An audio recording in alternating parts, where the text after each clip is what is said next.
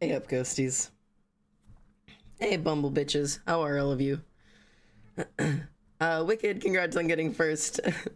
And Addison yelling first. You know, not quite how it works, but I respect it. Hi, Ash. Good to see you. Crunch, thanks for the Spotify reminder. Every time I see that notification go off, I curse myself for not being able to remember on my own. But the Spotify reminder is very useful.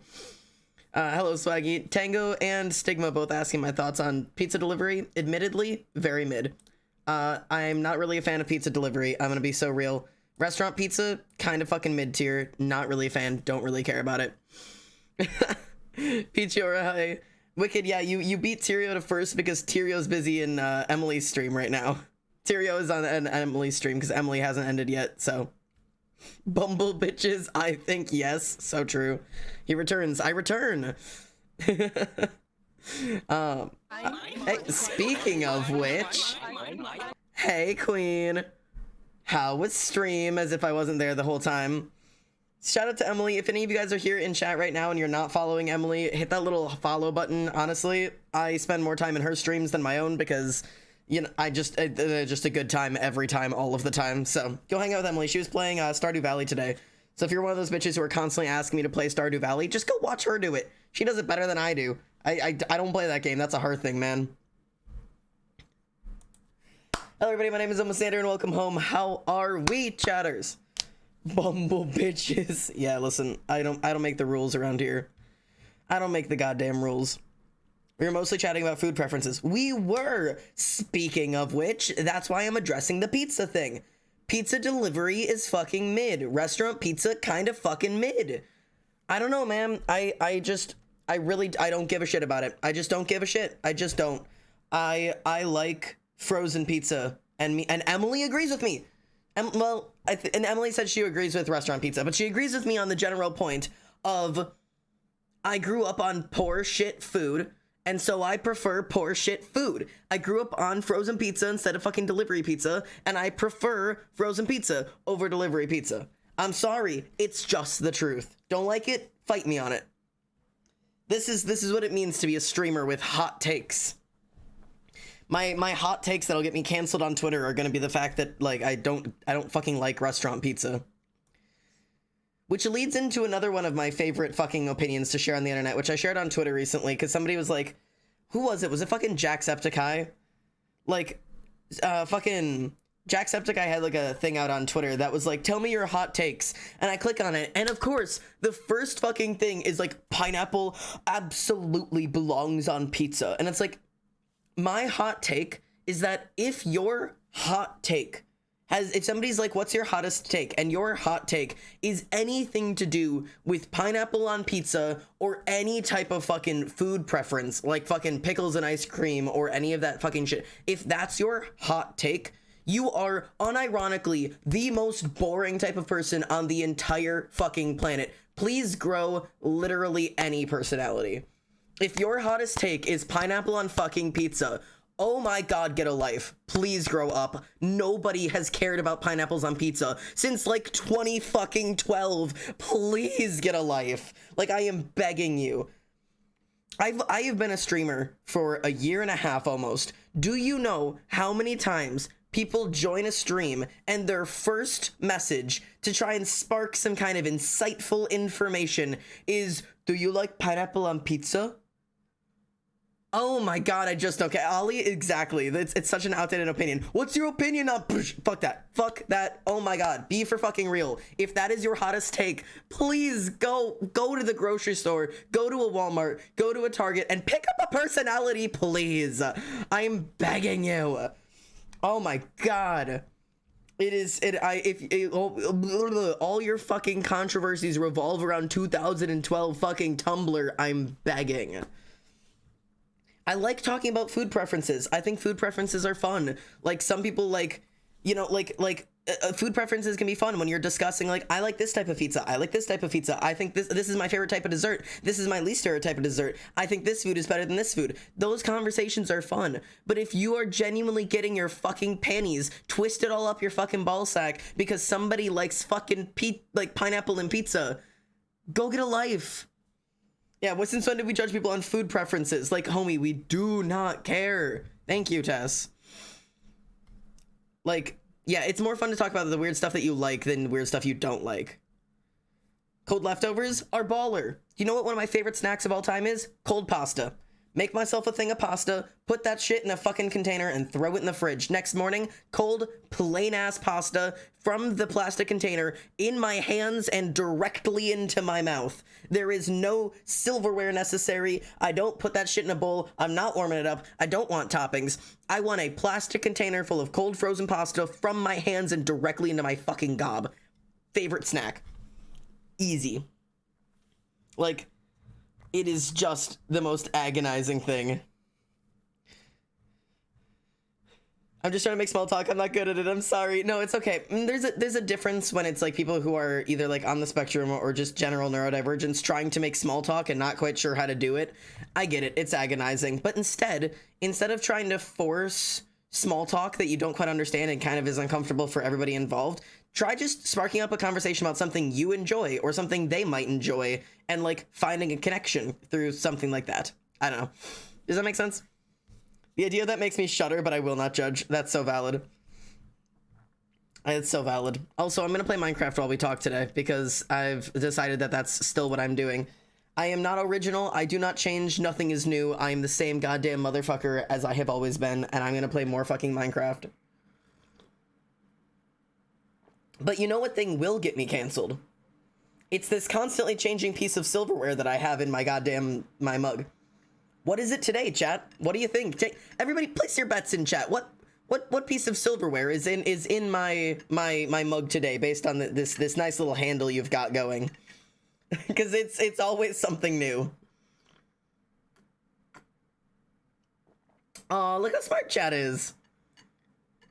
Bow and arrow, says Emily.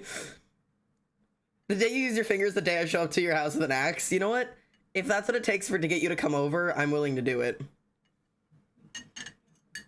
It is a butter knife, though. For all of the people who are saying that, it is indeed a butter knife.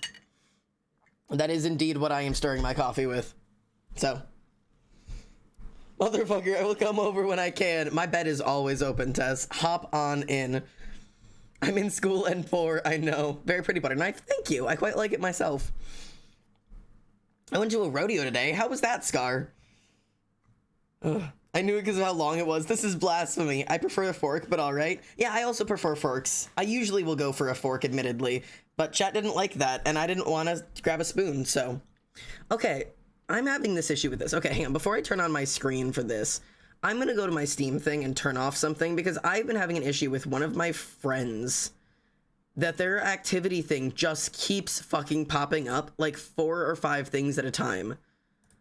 Like, and I don't know how, like, how would I stop getting fucking notifications? Like, how do I stop getting fucking notifications about who's on my stream? Steak knife will be next. You never know. Knives have thicker handles. 'Tis easier to tell. Very true. Spork. I don't want to block you. I just want to stop getting fucking notifications about when you join a game. I'm begging you. I'm begging you. Like, let me off. Let me off. Please. How do I change my Steam notifications? Store preferences? No. I don't know. I just don't know. I'm just not sure. Next time it should be like the tablespoon measuring thing. Use a whisk, a pair of tongs. Man, everybody's got great ideas. But you know, it's just gonna be up to you guys to take a guess at what it could possibly be each day. You know? You're just never gonna know until it happens.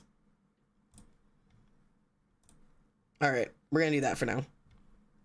You're never gonna know until I'm there. It's my favorite kitchen utensil? Which one?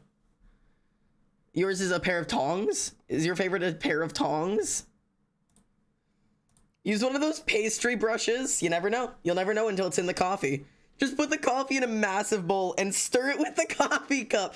Man, I'm gonna have to start getting dedicated to this. You guys are gonna have to start clipping which item I use so I can keep track. That's gonna have to be the thing. Someone's gonna have to fucking, someone's gonna have to find the clip of me using a fork and the spoon and then clip today's knife.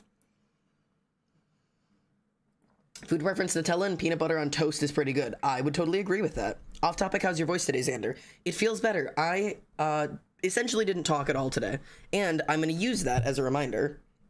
I'm going to turn up the gain on my mic, and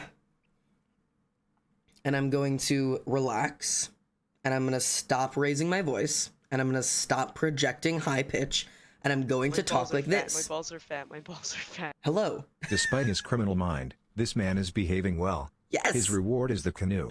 It's this the canoe. time he can sit in the canoe for up to an hour. I get a canoe for an hour. Fuck yeah, motherfuckers. Thank you, Ash, for the donation, and also for the hour of permitted canoe time. This is an important time in my development, and it means a lot to me. Many thank yous. Genuinely, though, thank you for the support. But yeah, I'm gonna use that reminder to check myself back down. This is my voice. This is where my voice should be sitting. This is the volume my voice normally is. This is the pitch my voice normally is when I'm not projecting on stream. When I'm not raising. I don't know why my voice gets so high pitched when I'm fucking doing like stream voice. Also, I feel like my camera is like angled up too high. Maybe I'm crazy.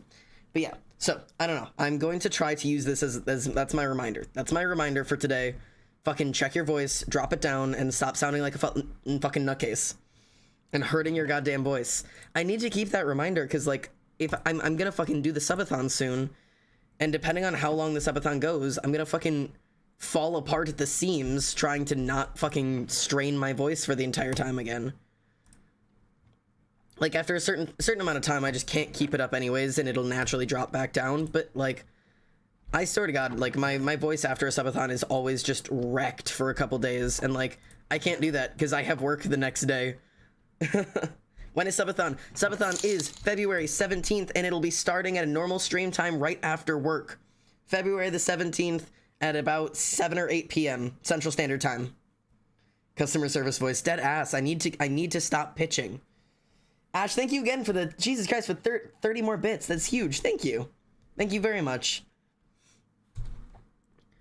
All right. Drop this here. Drop this here.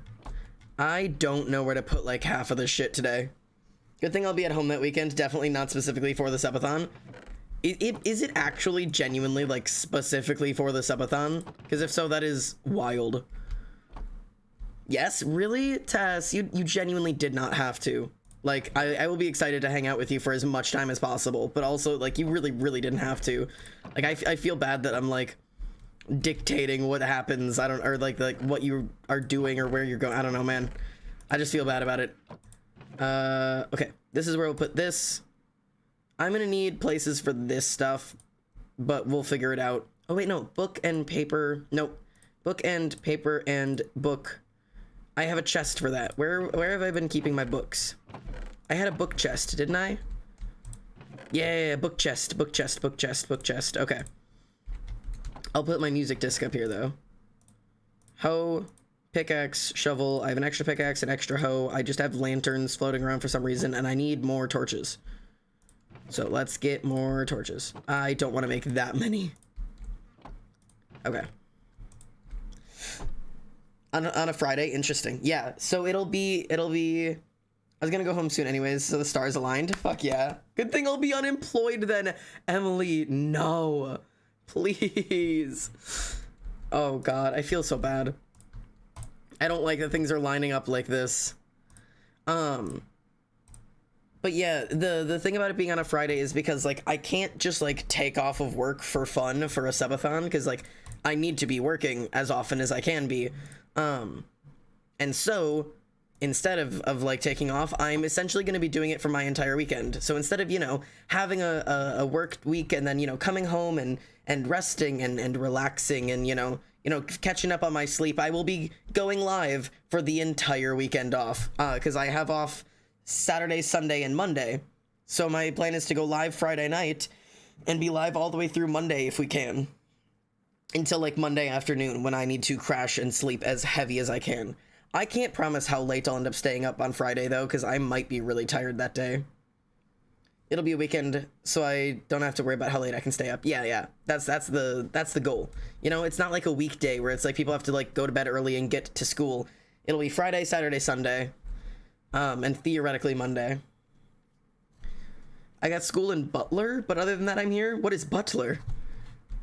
I'm very curious as to what Butler means. I also needed more axes. That was the other reason I was down here. I need more axes because I need more wood. My goal today is to try to figure out at least somewhat of what the fuck I'm building. And I want a couple... That's not an axe. God damn it. A couple new types of wood. I want to go gather some different types of wood and saplings and shit because I feel like I don't have what I want yet. Because the only woods I have right now are I have the ebony, which I do like the ebony logs. Hey Moth, I just joined. I don't know if you remember me from yesterday. Of course I do. It's only been a day, mate. You haven't been gone long. Like you haven't even missed a stream or anything. Of course I remember you. It's a college. I'm in a youth orchestra for it. Oh, okay. Got you.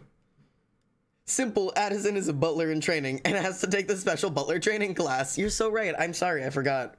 Voice crack club. Hey now. Listen. I am a severe member of the voice crack club specifically because testosterone is fucking wild and does crazy shit to your voice. And I think it's bullshit that I'm going through puberty. I am also a distinguished gentleman. Yeah. Only hot dudes experience voice cracks. It's like the law. You know, you have to be hot to experience voice cracks. So clearly, I'm hot. And that's, you know, that's just the end of it.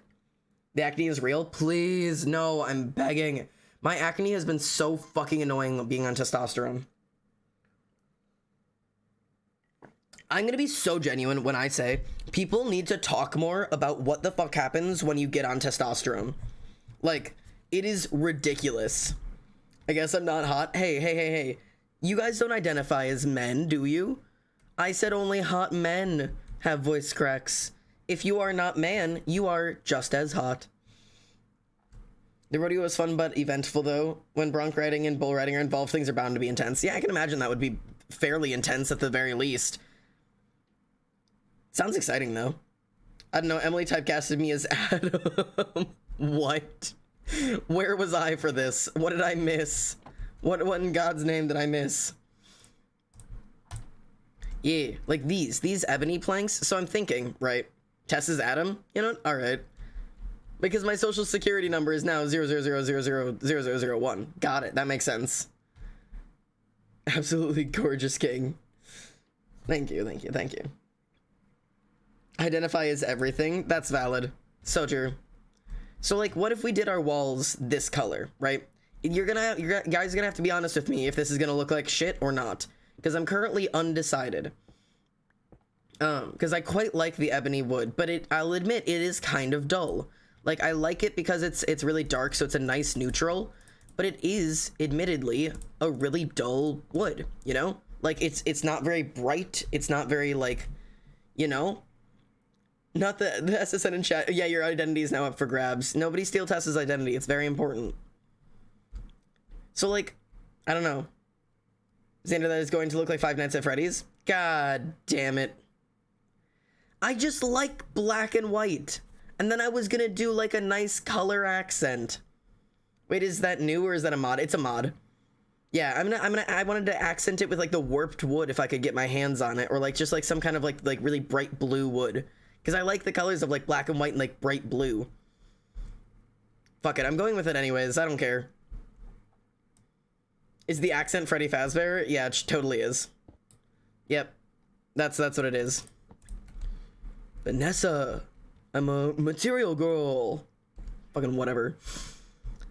Alright. It's gonna look like ass. It's fine. I'm gonna do my best. I've fully admitted several times that I don't know how to fucking decorate properly on Minecraft without it looking like shit.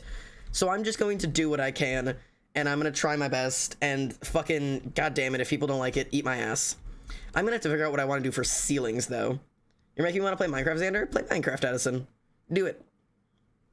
Things don't love my sister meeting my partner. Sweet! I'm very glad they went well. Yes, accented with warped would be nice. See, that's what I'm thinking. I actually might even not have to do warped. I could get the blue wood that we have in like the glowing leaves. I think we could do that, and I think it would look really good, actually. But I just have to figure out. I think I saw one tree on the map that might be the glowing tree that I want. If I look at the map real quick. Way the fuck over. Where was it? Ash, thank you for the 50 bits. Whoa, thank you, Jingles. How you doing? Love your crown. Thank you on Creative Thoughts. I wear it for Technoblade. I say it every time someone asks. But thank you. I very much like it myself. Yeah, this tree right here. I think this is the tree we want. So we might head over there and see if that's the tree we want. Otherwise, we're gonna have to go searching for, like the biome that has the glowing trees, because I very much would like to get my grubby little fingies on some glowing trees. We might dip down this way too, towards the map. Just see what we can find. And hello again. Hello, hello. I love that. Thank you, mate. All right, let's do a. We can start throwing lanterns down at some point.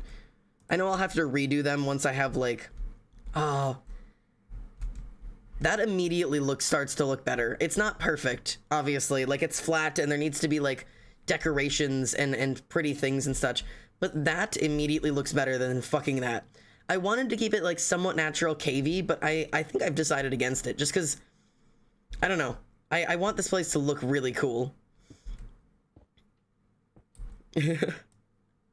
But it's the iconic Russian homie. So iconic. Welcome back. Welcome back, Russian homie. Any potatoes today? My friend just asked to see what stream I'm watching. Hello, friend. My name is Xander, and I'm here on your friend's phone. I'm here causing issues. I'm here calling you out for having mental illnesses and being gay. I don't know. That's just my assumption. You may get a new follower. So baller. Wow, I could not speak. Xander, what are your theories on why the Dream Team is taking so long to start season 2? I've answered this question. You've asked this question. I've answered it. Either A, lack of participation, B, situations causing problems setting up, or C, trying to wait out the controversy and see if people stop being angry about it before they actually start anything up. Those are really the only options. But yeah, I've answered that one for you. But can I be real? I always ask that, like, as if you guys are gonna say no. But like I try to be like super transparent when it comes to streaming, right? That's like one of my things, is that like if I'm feeling things or thinking things or saying things like about, especially about streaming, like I feel like not enough content creators like genuinely talk about like how they feel about streaming or their opinions on it or whatever the fuck. Like, you know, like so many streamers keep up this constant like thing of like, I don't even know how to quite explain it. I don't know how to put like words to what I'm trying to say, but like, you know what I mean? Like, streamers keep up like this air that like streaming is like the best thing that's ever happened to them, which more often than not is very true. Oh, god damn it, my bushes. My fucking bushes. And like, yeah, streaming is absolutely like one of the best things that's ever happened to me. It's also one of the most stressful things that's ever happened to me, but you know what? We vibe with it, right? But like they don't, I feel like streamers don't do a lot of talking about how like behind the scenes shit, and I feel like they should, just because like, I don't know, maybe I'm just fucking, I always want to hear about the behind the scenes shit. Anyways, all of that speaking and saying nothing, just to speak the words of like the concept of, oh, you might get a new follower. I feel like I feel like a really shit person recently, right? Hear me out, okay? I feel like a little bit of a shit person recently, because like I'm approaching 4,000 followers on Twitch, right? 4,000. That is not a number I ever thought I would say, you know? Like, in all genuineness, not as like a like, oh man, I never thought I'd succeed, but like in all genuineness, when I started this shit, I mean, I remember like being on the verge of tears about 50 followers. I remember like I think I actually cried for when I hit 50 followers. I remember being like so proud of 700 and like realizing like how much I could change like everything with this at just 700 followers. Like I remember how insane it was that we hit a K. I think it was like we hit like 1,000 right before midnight or before New Year's kind of thing. You know, like you know what I mean? Like, it was just one of those like things of like, you know, those were numbers I never expected. And back then, if you would have told me I would have fucking hit 4K, I would have laughed in your face, because like that's obscene. That's such a huge number, right?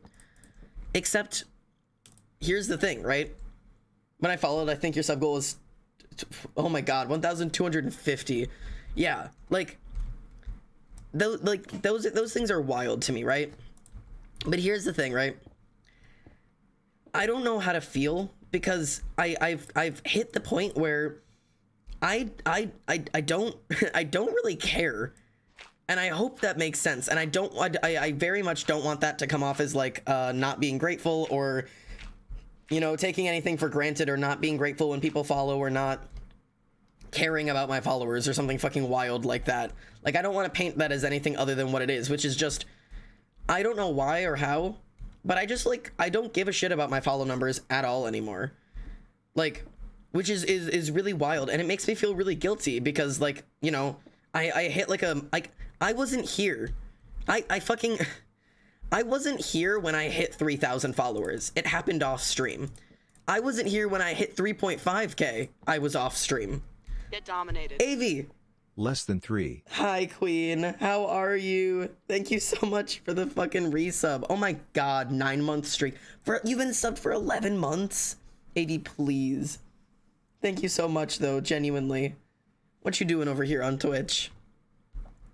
But, like, I don't know. It's such a weird thing to think or talk about. And, you know, maybe AV relates to this question mark. I don't know if she does. She, like, being a streamer and experiencing, like, the things about stream and, you know, just, like, the stuff that, like, it makes you think about. It's a weird mixture of, like, relief and guilt that I just don't give a shit. I genuinely don't care how many people follow me. And I don't care if that number keeps going up. Because, like, at this point, it feels inevitable that it will. And, like, I feel like I should be really grateful and really excited that it keeps going up, but I don't know. I feel guilty that I'm not more excited about it, but I don't know how to force myself to be excited about it. I do relate to your thing, by the way. I get what you mean. Yeah. But it's also, like, a relief. But, like, I don't know. It's so odd. Like, it's a relief because, like, I'm not stressed anymore. I'm not like, oh my god, like, we're not growing as fast, or I'm not getting as many followers, or like, things aren't growing and the channel's not going up, and, you know, like, it feels like, I don't know, it feels like it feels easier. Like, it's like, things feel less stressful because I don't give a shit, if that makes sense. I hope that makes any sense. I know most people don't give a shit about what happens behind the scenes for streamers. They just want to enjoy the stream, and I totally get that. Some random number I don't know texted me, mental health, never heard of it, I'm dying. That's funny. I love that for you. Do the content creation for happy? Yeah. It's interesting. That does make sense, I'm glad. Dramatic speech in front of a sunset while I'm wondering who the fuck texted me, yeah. I could be wrong, but to me, it seems as if you're streaming for yourself instead of your follow count. That's good, so don't feel bad. Yeah, I mean, that's always been the goal. I mean, I've never streamed for the numbers. Like, you know, I don't stream so I can see the number go up, but it's really hard to untie a big number from your sense of worth. And that's, like, the truth. Anybody who has streamed before knows that to a certain extent, even if you're like, oh, the numbers don't get to me, or this doesn't get to me, or that doesn't get to me, at the end of the day, it is really, really hard to untie a number from a sense of success and a sense of self-worth. Xander, hello. Lucy, hello. Maybe you can give me another opinion on this as well. How are you, mate? Olegroros, let me fucking add you really quickly. I might as well just do it since I can fucking do it right here. I'll see if I can pull that up real quick and add you. It's gonna give me a second to fucking load, though. Give me a second to hop on my mine hut and I can... Yeah, oh god. It's gonna log in and shit. Once it logs in, I'll go add you. The content creators that I followed over the years who put the numbers first ended up burnt out and taking a break. Yeah, that's the way it always happens. But, like, even when you don't try to, even if you don't start that way, it is really hard to not fall into that habit. Like, because when I started streaming, I swore to myself, like, I wouldn't give a shit. Like, I was gonna work hard, and I was gonna make this work, and I was gonna work really hard and put all my time and effort into it. But my goal was never numbers, and it was never monetary success. It was never money. The goal was to build a community. If I had built a community, it didn't matter the numbers. I had succeeded. And yet, like, my friends can account for the fact that it is so hard to ignore those, because every time you look up, like, how to do this on Twitch, or how to do that on Twitch, or, you know, tips and tricks, everything is about, if you want higher numbers, if your number's too low, if your numbers have been going down, to increase your follower count, to increase your view count, to increase your, like, the only thing that the world gives a shit about when it has to come with streaming is numbers, and that is it. And nothing else fucking matters online, I swear to God. And it is very hard to stay out of that riptide. So, I don't know, just thought I'd give you my little thoughtsies on it. My little Xander thoughts. It's an interesting, weird thing. It's why, in all genuineness, I have stopped recommending people start streaming. Like, which it feels really stupid for me.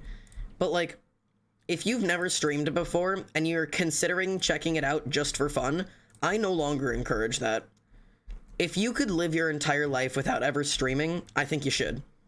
I think most people, and I don't mean everyone, but I think the majority of people would be happier never being a streamer, never being a content creator, than becoming one. I don't think the general everyday average person is meant to be a streamer. I sure as hell don't think I am. This is definitely not a healthy career for me some days, but I want it more than I want anything else in the world. I want this more than I want anything else in my life. I can't imagine doing anything else for the rest of my life. Genuinely. Nothing in the world brings me as much happiness. Which is why, trying to swallow my problems with it and just keep fighting for it. The stress that comes with it genuinely isn't healthy for some, sadly. Yeah. And I recognized, I told my friends this, I recognized the moment I started, before I ever even did my first stream, that I am not the type of person that should be streaming, simply because I like improvement, and when I don't get improvement and I don't get see success immediately, I have a habit of giving up. Which is why I'm surprised that I'm even still streaming. Like, if you would have told me I actually lasted a full year, let alone almost a year and a half, I would have been blown the fuck away. Because I have the worst habit of, if I don't see immediate success, I quit. I give up immediately. I do it with everything. I mean, like, literally everything I do. It is just ridiculous. But yeah, I don't know. I'm an editor, an artist, and also a role player, and hell yeah, this hits me so hard, right? Like, it genuinely, and I for a lot of it for me comes from at least I'm guessing, it comes from ADHD. If I'm doing something and I'm not getting an immediate feedback loop of positive dopamine, I will give up on it. That goes for all of the shit. I am an artist, a writer, an animator, a streamer. Everything you can think of in terms of creative outputs, I've tried it. Hey, BB, oh my god, I feel like it's been forever since I've seen your name. Hello, how are you? Goose, hello, maybe you can give me your opinion on this as well. I think it's the fact that you know people depend on you now because of streaming and it brings you back every time. Do you guys want me to admit something? How raw am I gonna be on stream today? It's fucking 9:30 at night. How raw and open am I getting on Twitch stream today, y'all? How that's the real question. I don't know how deep I need to get into this. But yeah, there's I bring you salt, thank you. Give us your heart on a platter. You don't want that. I don't know if I'm ready to I'm not sure I'm ready to go that far. But like, Wilbursoot, indeed. I don't know how to explain what exactly is in my head.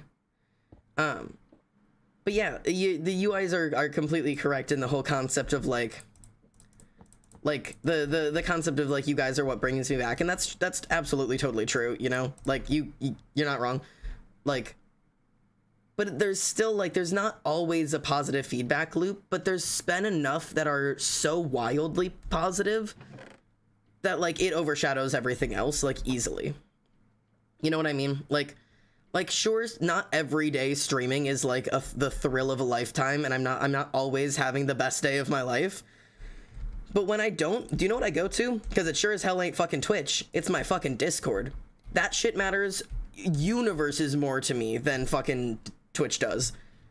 Like, I love Twitch. I love interacting with you guys here. And still, sometimes I get it with you guys of like when I start stream, like, I wish one of these days I'm gonna start stream with my camera on accident, and you guys are gonna see how fucking dorky I look when I hit go live and I sit and I wait. Even to this point, even at fucking a year and a half in, even at a consistent like 15 to 25 viewers, even at almost 4,000 followers, I sit right after I hit go live and I hold my hands and I wait. Are they gonna show up today? Is today going to be the day that the go live notification goes out and no one shows up? Are they coming? And I wait, and the anxiety grows and it grows and it grows until the first little like, hi Xander, pops up. And watching you guys all flood in and say hi to me and hi to each other and hi Xander and hi Dad and oh my god, I've been waiting for stream and I'm so excited for stream today and I can't wait for stream to start, and I like have just the dorkiest fucking look on my face of just like, oh my god, they're back. Like, they actually came back. Every single day. It has never gone away. It has literally never gone away. I thought I would get used to it, and I have never ever gotten used to it. It is insane. Like, I don't know. It is really a wild experience. Like, it's not ever what I expected this place to be.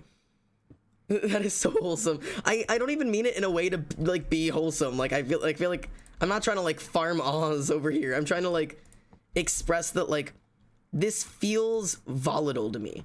Like I feel like it's guaranteed that one day this is just gonna stop being here. Like, this cannot be a forever thing. And I'm waiting for that fallout. Like, I'm waiting for the day where it stops being a thing. You know? It's such a different perspective that way versus all of us fighting each other to get first. It's wild. It really is. You know? And it makes me wonder, like, do other streamers do that? And like, is there a certain size that you get to that's not the fear anymore, or even like the worry, or it doesn't even cross your mind, or it just becomes so normal that you don't even think about it? Like I'm talking like big streamers. Like, does fucking Tubbo hit the go live button and anxiously wait for people to, I mean, I guess that at that point the answer is no, because at a certain size, I mean, there's never nobody in the chat. Like, they have like offline communities that even when he's not live, there's people in chat, which is fucking insane to me. Have you guys ever stopped into a big streamer's chat when they're not live? Do you know there's always people there? I mean, like, always. I could go into Tubbo's chat right now and guarantee you there's people there, and I could say hi, like hi offline chat, and people would respond. It's wild. Oh, Findo. Hello, Findo. How are you? Thank you so much for the raid. How was stream? What'd you guys get up to today? What'd you guys get up to on stream? We're actually literally talking about streaming right now. I don't know how I always end up on this goddamn conversation. I need to find new conversation topics, but my brain always immediately goes to talking about streaming. I gotta get more creative. I gotta get more interesting again. It was very snazzy. Nice. We did the crafts of mine. I see. We did that on my channel. I'll just post something and wait and be like, is anyone gonna watch it? Genuinely though. Oh, okay, so you're doing hardcore building. See, man, I liked hardcore while I was doing it for a little bit, but there's something that I find so much. I had two really good hardcore worlds I really liked, and they never lasted more than like a month. But like, I spent hours and hours and hours and hours on them, and I built these big, huge like bases or entire villages, or like created these like pets, and like had this awesome place. And like the devastation that comes with like losing that, and like losing all of the hours of progress, like I just could not get used to it. So I like fully admit that I just completely stopped playing it. I gotta get back into hardcore sometime. I just never fight things and it's an issue. See, but like I die like in like the stupidest accidents. Like, I think I died for like a creeper in the last one. You know what I mean? Like, it was like just a stupid accident that I was like going exploring for some fucking type of wood or some shit, and I just died. Like, I don't know. Ridiculous.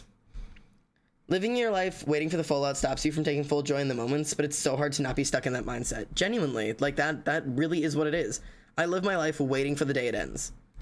And like, which is so bullshit backwards, because I literally preach not to do that shit. Like, I quite literally preach, like, do not like live your life waiting for like the end of it, because like then you'll never actually live it. Like, that is like one of my biggest things I try to like encourage people not to do. And yet, who am I? Who am I but a hypocrite? I have died to fall damage in every single world. I have died to a drowned, a creeper. I don't remember what I think those were the only two really big ones. You know what I mean? I think those are the two really big ones I did. I die because I feel bad hitting the mobs. That is, you know what? That is a new one. That's definitely a new one. Oh, look at the reflections on the ground. That's so cool. That's so cool. Minecraft is so cool. Hey, yeah. Is that you sing? Yeah, Singing Monsters is definitely playing right now. Quite enjoy it. But yeah, I don't know. How did we get from fucking food preferences to talking about streaming? How did we end up here again? Why do we always end up here?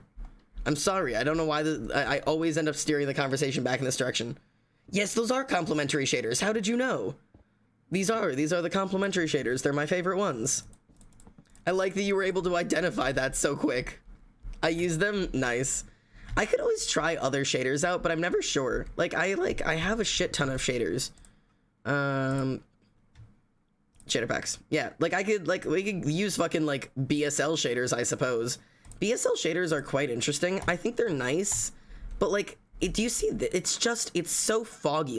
It's got really cool light rings and shit, but everything is just blurry. It's not crisp.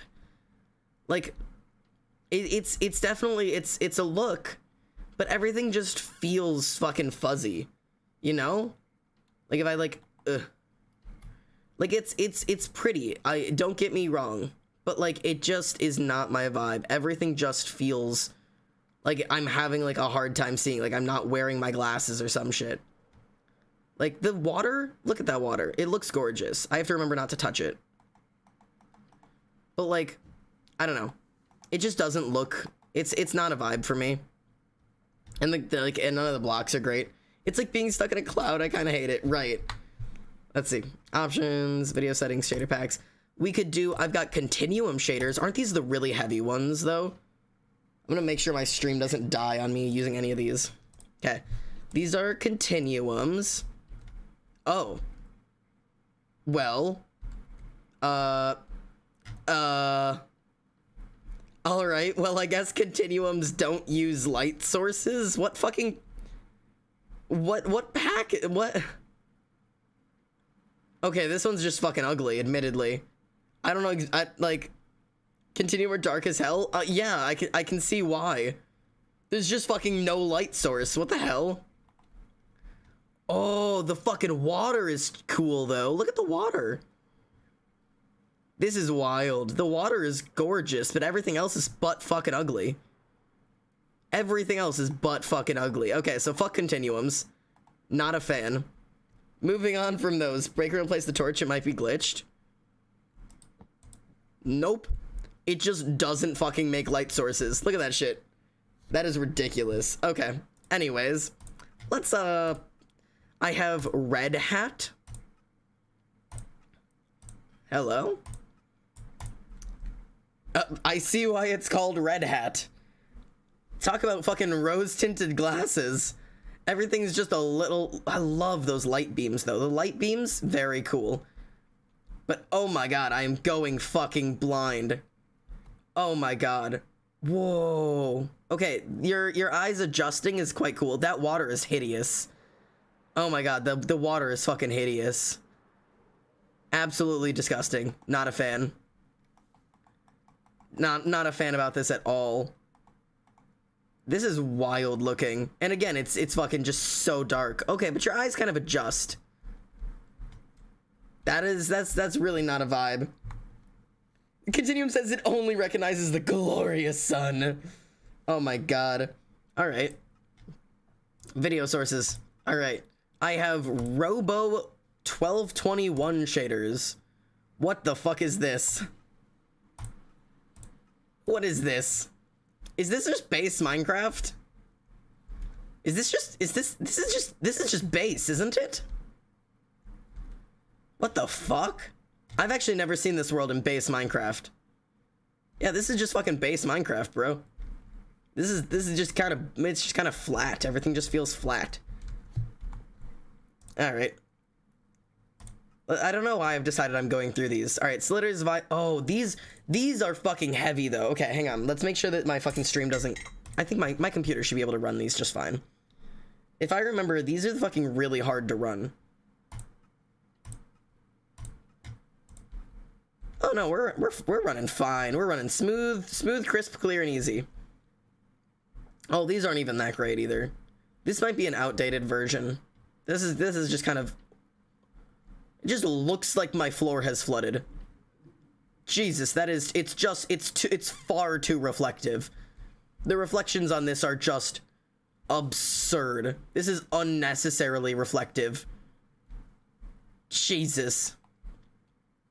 Admittedly, it's kind of mid. I don't know. Kind of mid. My floor just looks fucking soggy, though. Little glitchy looking. Yeah, not a fan. That one might be an outdated one. Yeah. Anyways, complimentaries are my favorite. They're not the most wild, but they are my babies, and I love them. And they're simple, and they're pretty, and they don't change the game all that much.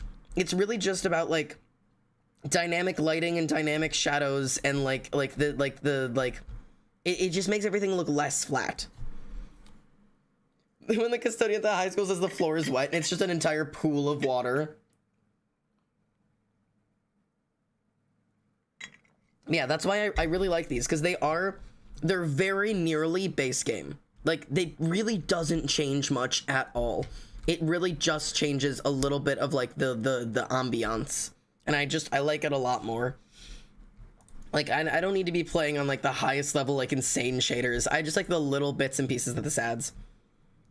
Some of those you 100% have the wrong version for. Yeah, I've realized, I think all of those I downloaded for 1.19.2, or no, yeah, 1.19.2, and this is 1.18.2, so I have the wrong version for some of these on.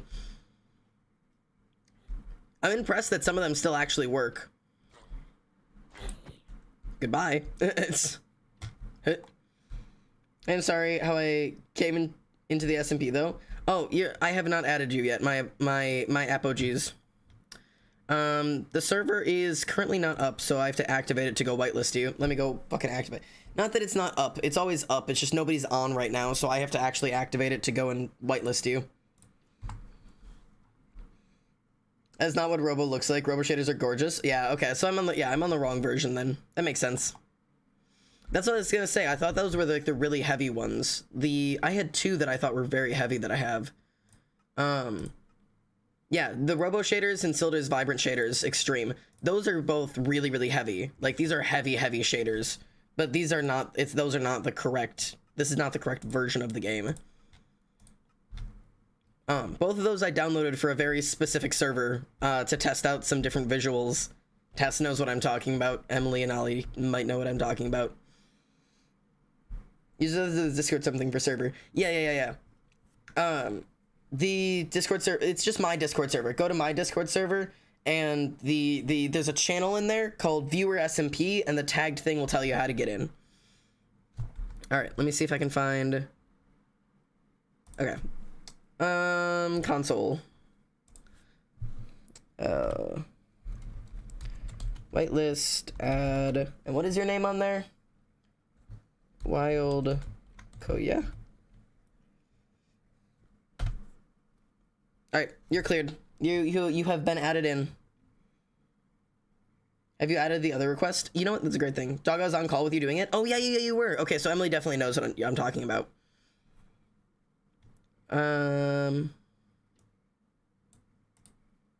Thank you, Tess.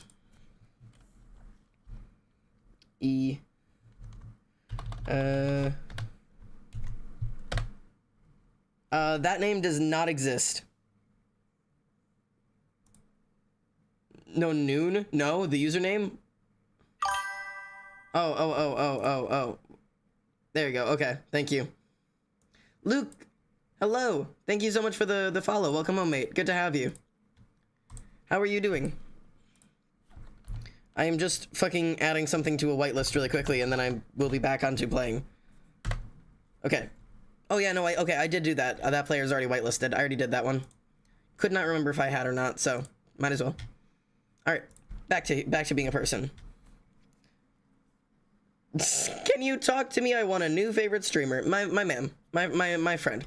Okay. Getting a new favorite streamer usually doesn't start with "Can you talk to me?" Because I did welcome you in and said hello, but finding friends through streamers is really not the way to do it. You usually find friends in a community. You know what I mean? Like you kind of, yeah, you hang out and talk to people instead of being like, hey, talk to me. I want a friend. Comes across a little mean, my friend. Your community looks like they suck. All right, you suck. Get the fuck out. Never speak about my community again. Go get a fucking life. Go make some actual fucking friends and get off the internet, you absolute fucking loser. Absolutely not. Talking about my fucking people like that? Absolutely not. I don't want I don't want to hear a goddamn thing out your mouth. Fucking ridiculous trash behavior. I will not play that goddamn game. Yeah. Though I am the wrong fucking person to play that game with. Absolutely the wrong fucking person. Absolutely fucking not. Why is banned an emote now? Yeah, I like the banned emote. It's fun.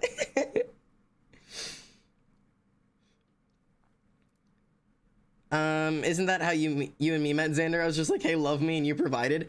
No, because you did not come in like that. Gideon joined and got banned immediately? No, wait, did Gideon get banned on accident? Oh my god, I didn't even see I scrolled up. Gideon, I'm so sorry. That's actually really funny, though. Oh my god, that is so funny. I just got here, what the fuck, it's fine. Welcome back into the community, Gideon. That's so funny. Hello, banned. That's really, really funny. Yeah, how dare you say hello in my chat? Banned immediately. Ban hammer. Get him out of here. How dare you? That's so fucking funny.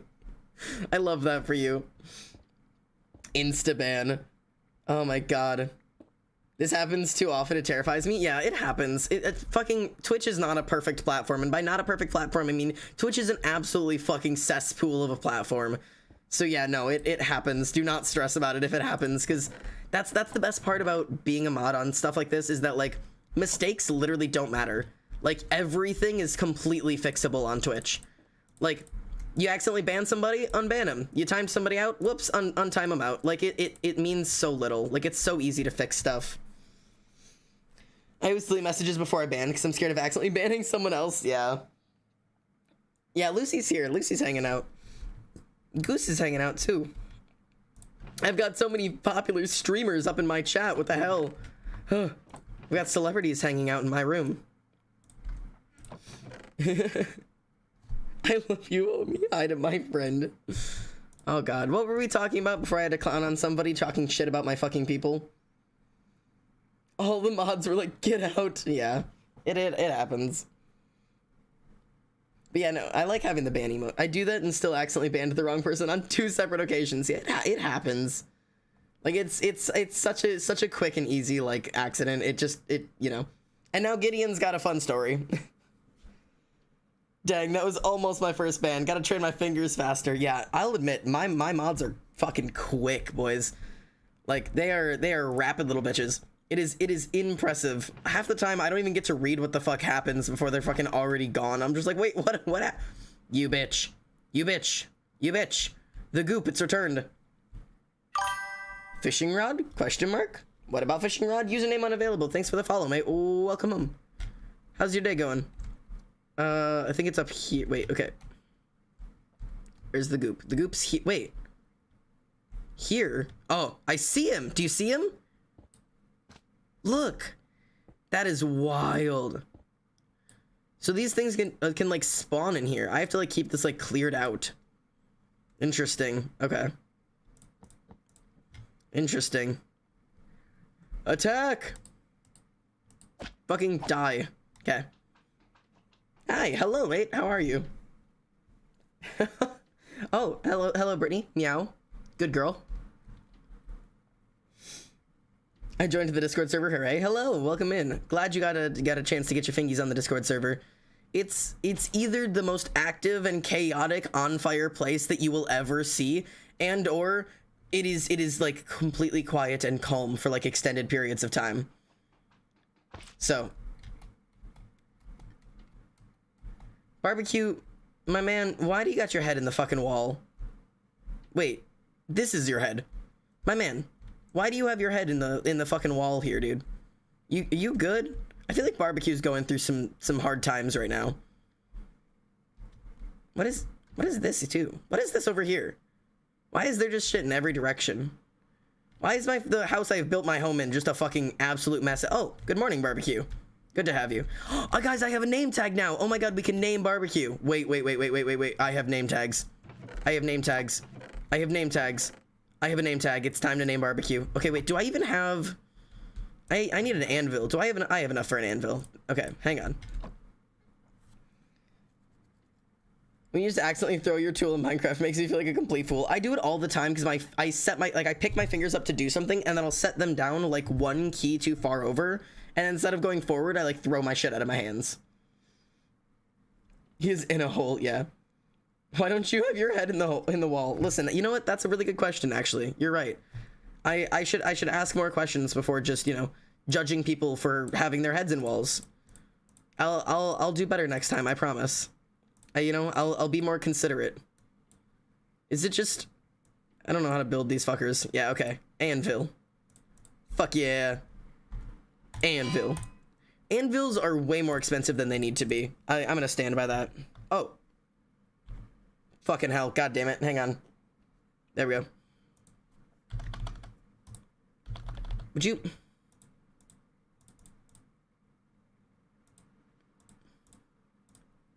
There we go. Okay.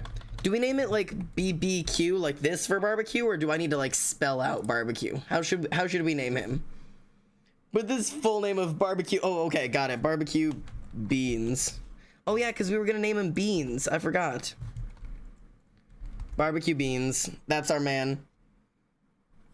Off topic, my best birthday presents were a guitar and your amazing cat piano rendition of Happy Birthday. Yes, I'm so glad. So glad. How can you get the shaders? The shaders are just things that you get on like you just like look them up, I guess. Like you would like look up like complimentary shaders, like and like there's like downloads for them, and then you find like a pack, you just download it and like drag it into your shaders folder on Minecraft. You can like look up, there's like entire like what do you call them? There's entire like walkthroughs on like exactly how to download and set up shaders and everything. All right, barbecue. Hi, buddy. Whoop. There's my barbecue. There's my barbecue. Who's my barbecue Beans? That's my man. What a good man. I love him so much. And not Luke. What? That is a lovely crown. Thank you. I wear it for techno. I say it every time people ask. I've got to go. No worries, Moth. Thanks for being here, though. You being here for a little bit means a lot. So thank you for getting over here to hang out. I hope you have a good rest of your day. Okay, let's put the rest of our stuff away, because I just have so much shit in my fingies. And then we're gonna have to go and get more of this shit, more of the ebony planks. Do I have ebony saplings. Okay, how do exactly... Oh, I need 4 to make 1 tree. Okay, so we are gonna have to go out on a little bit of a hunt and get some more. I think I need to make some actual axes at this point. I gotta make some actual ones. We'll do this. Oh, I'm stupid. Just stupid, it's fine. Hit. Imagine using school-issued Chromebooks. Infant issue? Please. Not the infant issues. Infant issues up in chat right now. Fucking so funny. Barbecue Beans for regional manager president. It's too much stress for the baby. No, it's too much stress. He won't be able to handle it. He's just a man. He's just a little guy. He can't handle that yet. Alright. I think that'll be fine in terms of axes. I need a shit ton of more wood than what I have. Like a shit ton more. Did you have to download a bunch of stuff? Just trying to get a general idea. I watch vids and I still don't get it. I mean, shaders are literally a 1 download thing. Like when I when you download a shader, you download 1 file, and it's an individual file that is the shader. It's usually a zip file, and then you just put that 1 file in your mods folder, which is already a part of your Minecraft, and that's it. I have like a shit ton of different things downloaded for my Minecraft though. Like this world I'm playing on by itself, I have like 7 different shaders I just showed you guys. Those are all individual downloads. But this one world I'm playing on is like 58 separate mods that I've downloaded in a giant mod folder and have have shoved into my Minecraft. I did not make that mod folder, but I had to download them all. Like, that's about it. So yeah, it's really depends on how intensive you want to get. Oh, hello, friend. How intensive you want to get is going to determine exactly how much, like, you have to download. That's about it. Later, Scar. Thanks for being in here. Hope you had a good time. Okay. Hut. We'll head down here, and we'll throw down one of the trees so that we can grow one of our own ebony trees here. Okay. And then, where in the world did we get our ebony trees? Is that over here? It was somewhere over here, I think. Was it this? I know it was somewhere in this direction. No. This? Maybe? It's this. Where the fuck was the ebony trees? I think we might just have to fly in this general direction. I know it's somewhere over here. It might be this area. I don't know. But let's go get... Where's that one tree? This one. It was somewhere around this area. So let's create a waypoint. Oh, wait, no. Temporary waypoint. And we'll head in that direction and see what we find along the way. Alright. Yeah. I have bubbles? Phenomenal. Very glad for you. Fantastic. What is the man in the corner of your face cam? You know, he's just a very wifely man, and that is all. He's a lovely, wifely, loving, man, and you know, that's really all that matters.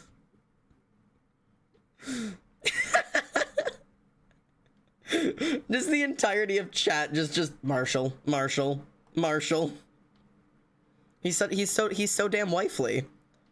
He's so wifely, and he cares so deeply for me. That's just Marshall. Don't mind him. You know? You never fail to help on bad pain days. Thank you. Aw, first of all, I'm sorry you're having a bad pain day. As somebody who has really fucking bad pain days and no explanation for it, I completely understand. I get where you're at. I know how bad that shit sucks. And I'm glad that I can be anything of a distraction, however small. Because, man, those fucking days, they fucking suck, man. Alright, let's see if I can land in this without dying. Hey, yo, look at that fucking smooth-ass landing. Didn't touch the water, didn't touch the lava. I fucking landed that shit. Oh! Since when is that an option? I mean... Okay. I'm not gonna fucking complain. Sure. Ooh la la is indeed. I'll take all the nuggies as well. Death barter 2 golden boots. Food reserves 1 golden leggings. Soul siphon 2 sword. I got a halo and a fire charge. The fact that you still use stone pickaxes makes me want to scream, so this is an improvement. Listen, I do still use them just because I'm afraid that I'll run out of iron. I say to my, like, 3 stacks of iron. Also, look, I have this thingy on, so you guys want to see something cool? I'm invincible! It's quite amusing, admittedly. Ducks! Anyways, I still need to figure out where in the world my shit is. Iron's hard to come by sometimes. It is! Felt, translation, I relate to you and your feelings are valid. Exactly. I'm painting bugs. I love bugs. I love that for you. Because these aren't the ebony trees. Wait, are these ebony trees? Hang on. Am I stupid? No, these aren't ebony, right? What is this? Are these... Oh, these are the baboa trees. Okay. Okay. I don't think I need these, because I don't think I want the baboa trees. But that's the bitch I want right there. It's fucking acacia. But of course, this isn't just the most inconvenient place you could possibly fucking put it for me. Just a single tree in the middle of a lake. And I will die if I touch this water. Spend like 20 minutes caving, I beg of you. I hate it. Talking about something randomly. Ducks. I was excited. Fireproof, but not waterproof. Exactly. So, this is gonna be a pain in the ass. Ow. Oh, I didn't bring fucking shears. I want shears for this. No, let's get saplings for it, I suppose. Okay, hang on. I just need to make sure that there's ground under me and not just wood. So that when I fall, see, I'd be safe there. But I won't be able to pick up all the fucking wood. God damn it, how do I do this? Am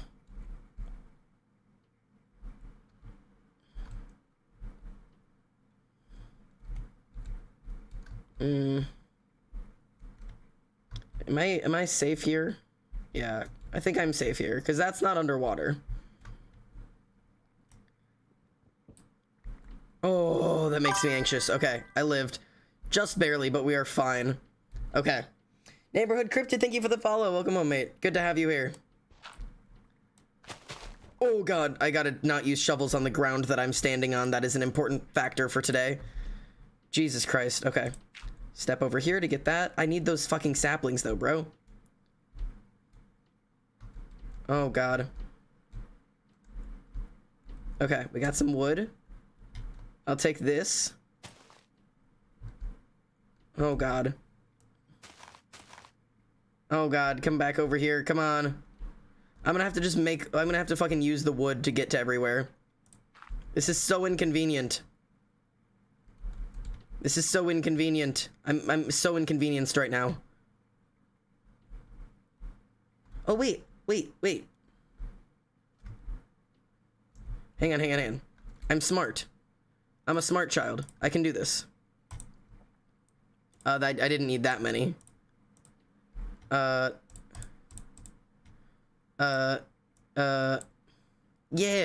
Look, I'm smart.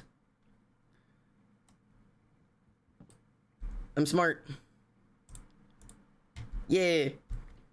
Yeah. Woo! That's smart. I feel smart now. Hang on, I can't see fucking anything. I'm too tiny in this goddamn boat. Okay, cool. I think we got everything. Cool. All right. They used to be finite, but they became infinite. Short Xandad, very short. Make a boat. Yeah, there you go. I thought they had a limit, but they were just really big. Wait, what? For what? I'm confused. I'm watching ads for you, Xander. For what? You should not be watching ads. I have ads turned off on my fucking streams. You guys should not get anything except for the fucking ad that you get when you click on. I have ads turned off on my streams. You should not be getting like mid-roll ads on my streams at any point. My life, this is most inconvenient. Minecraft worlds are infinite and the earth is not, so this does make sense. Yeah. For what? Completely unrelated, do you know that Minecraft worlds are larger than earth? Yeah. You're so small. Yeah, I'm very small. When English teachers say you don't say you're annoyed, you show it. Xandad, I'm frustrated. I feel smart and I'm feeling anxious. I am all of those things always, all of the time. All right. Where exactly am I going at this point? I still need to find the ebony trees, but I don't know where the fuck I found them last time. Where was I finding those? Is it up here? It's not that. Because it's got to be somewhere that's like completely filled in. So maybe it was one of these areas, maybe? It might be this area. I'm not in actually it might be this area. By the fucking that place. Let's assume it's that. Let's head over that way. Let's head in this direction and see if it's over there. But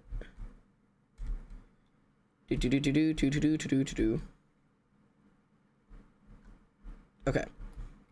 It's walking around in fucking third person like this is the worst. Twitch is silly goofy for their ads, man. We already know this. I only get mid-roll for you when my Wi-Fi glitches. Yeah, so if it disconnects and it reconnects you, it'll give you a pre-roll ad instead of a mid-roll ad because it thinks you rejoined and therefore it re-gives you that. Yeah. So yeah, exactly. Test just explained the same thing, yeah. But yeah, I have mid-roll ads turned off for you because I think ads are fucking stupid. I don't like fucking watching them. There's no reason to make you guys watch them. There's just no goddamn reason for it. they do not make me nearly enough money to make it like so important that I have to make the stream less enjoyable for people just because I'm gonna make fucking 20 cents over you guys. Like, absolutely not. I just do not, I cannot care that much. This is quite fun. I like being able to fly like this. This is just, there's something really fun about, like, I don't know. It's peaceful. Playing like such a new version of Minecraft and hearing like the old Minecraft music while I'm doing it is so wild. Like, cause like, this is like an entirely different world. Like, look at this. Can you imagine that this is just Minecraft? And it looks like this. Like, look at this. And yet, it's just fucking Minecraft. Minecraft is so fucking cool. I'm such a dork for this kind of shit, man. This place is absolute, it's fucking magic. This world is just fucking magic. It's so cool. Look at that.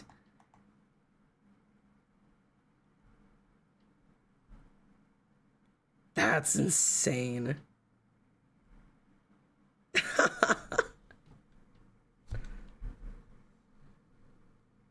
What a world. God, Minecraft is fucking cool. Anyways, I'm colorblind and Minecraft never fails to mildly confuse my eyes, but in a good way. That's valid. I was gonna do something and I completely forgot.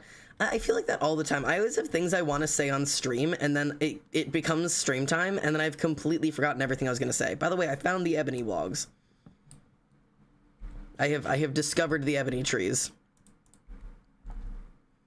Oh god. See, and now I want to switch to stone because I want to use the fucking iron axe for the ones that are actually gonna break instead of doing this bullshit where they break halfway through. How am I in a hole? And now it's nighttime and now I can't see and it's gonna be harder to collect everything and god damn it. Like, if I can use an iron axe on this, I get almost the entire tree rather than like an eighth of the fucking tree. But if I use the fucking stone axes, I get like nothing. Oh man. Because the stone axe just fucking shatters into a million pieces after breaking a single piece of the tree. Would you please die? You do not pose me a threat. Get out of my life. Oh, is my fucking inventory full? Of course my fucking inventory's full. Get rid of this. God damn it. I come all the way out here for fucking shit and my fucking inventory is immediately full. Ah. Oh god, and I'm falling in holes because I can't see anything because it's dark and I'm stupid and it's the middle of the night. Isn't there a village like right here though? Let me fucking, oh god. Where's the village? There it is. Let's go sleep. Good. Beep. Bed. Yeah, get out of bed. This is my bed now. Thank you. You always say wholesome things during Minecraft streams and it scratches my brain in a good way. Man, Minecraft is like magic. Minecraft is genuinely magic. It just does something to your brain. Like it's something else, man. All right, back up. Let's go get my trees. What? Minecraft has such a way of making me so like easily nostalgic, like without like anything like exciting or like different even happening. Like I'll have like a single thought and it's just like, man, Minecraft, huh? I think I'm gonna rip my spine out of my body and eat it so that my back stops hurting. Yeah, I feel you. I hate how absolutely fucking normal it is for people to just be in excruciating pain all of the time. Like, how many people need to constantly be experiencing like chronic long-term severe pain for somebody to be like, man, this isn't normal and we should fucking do something about this? I've been experiencing genuine chronic long-term unbearable levels of joint pain since I was fucking 7. Like, how, and nobody gives a shit. Like, I have been to several different doctors and been told several different excuses for why my things hurt. Like, it's so stupid. I could not watch your stream yesterday because I could not think. No, I've had to take days off of streaming for it. I've also had to take days off of school. I've had to take days off of work. I've had to skip out on plans, you know? I have to shut my fucking life down because I'm in absolutely like unbearable levels of agony and don't even have a good fucking way to explain it. Or like an excuse for it or a reason. I'm just experiencing agony with no excuse. I would rather consume my own limbs than experience pain. I am on the same level. And I try so hard not to take pain medication because I know if I take it too much, I'm going to be desensitized to it. And so I will wait until I'm like on the verge of tears to give in and take fucking pain meds. Which only makes shit worse. Oh, god damn it. Ugh. Let me up. I want my fucking saplings. God damn it. Let me up. Saplings. Don't I have a hoe? Hoes will make this faster, won't it? Will a hoe make breaking leaves faster? Yeah. At least it feels faster.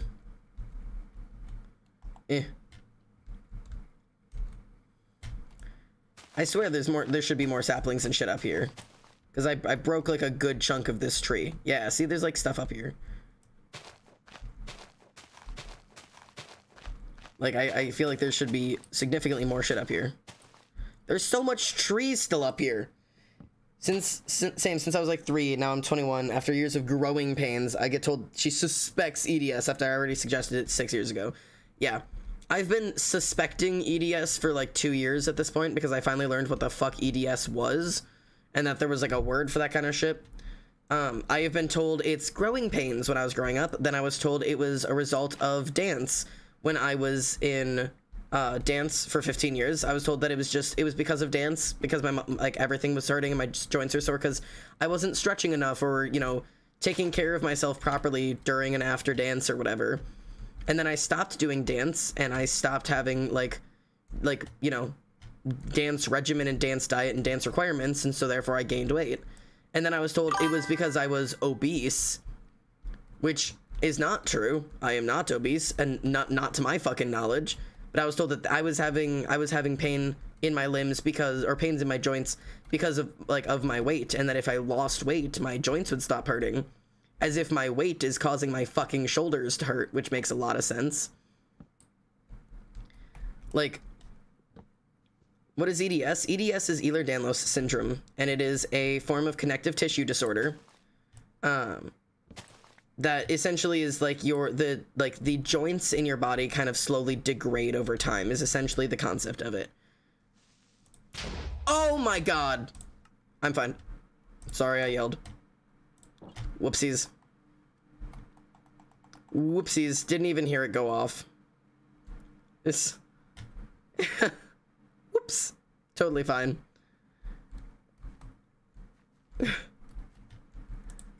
Oh god. It's fine. Okay. Let me put this in my hands. Let me get let's chuck some things off the cliff so that I don't have fucking full-ass hands. I don't need your fucking flint. I don't need... What else do I not need? I don't need your fucking... let's get rid of this. I don't know why I hesitated on the gold boots, but... Oops. Whoopsie daisies. You got the dance one too. I stopped ballet. Yep. Did ballet for 15 years. My only languages felt... Yeah, my hips once dislocated 22 times in one day and I was in bed rest. I counted EDS. Yeah, EDS is some bullshit. It's a hyperelasticity type of disorder where the connective tissues in your body will slowly degrade and eventually give out. It comes in lots of different flavors and affects lots of different parts of the body. It's not just joints.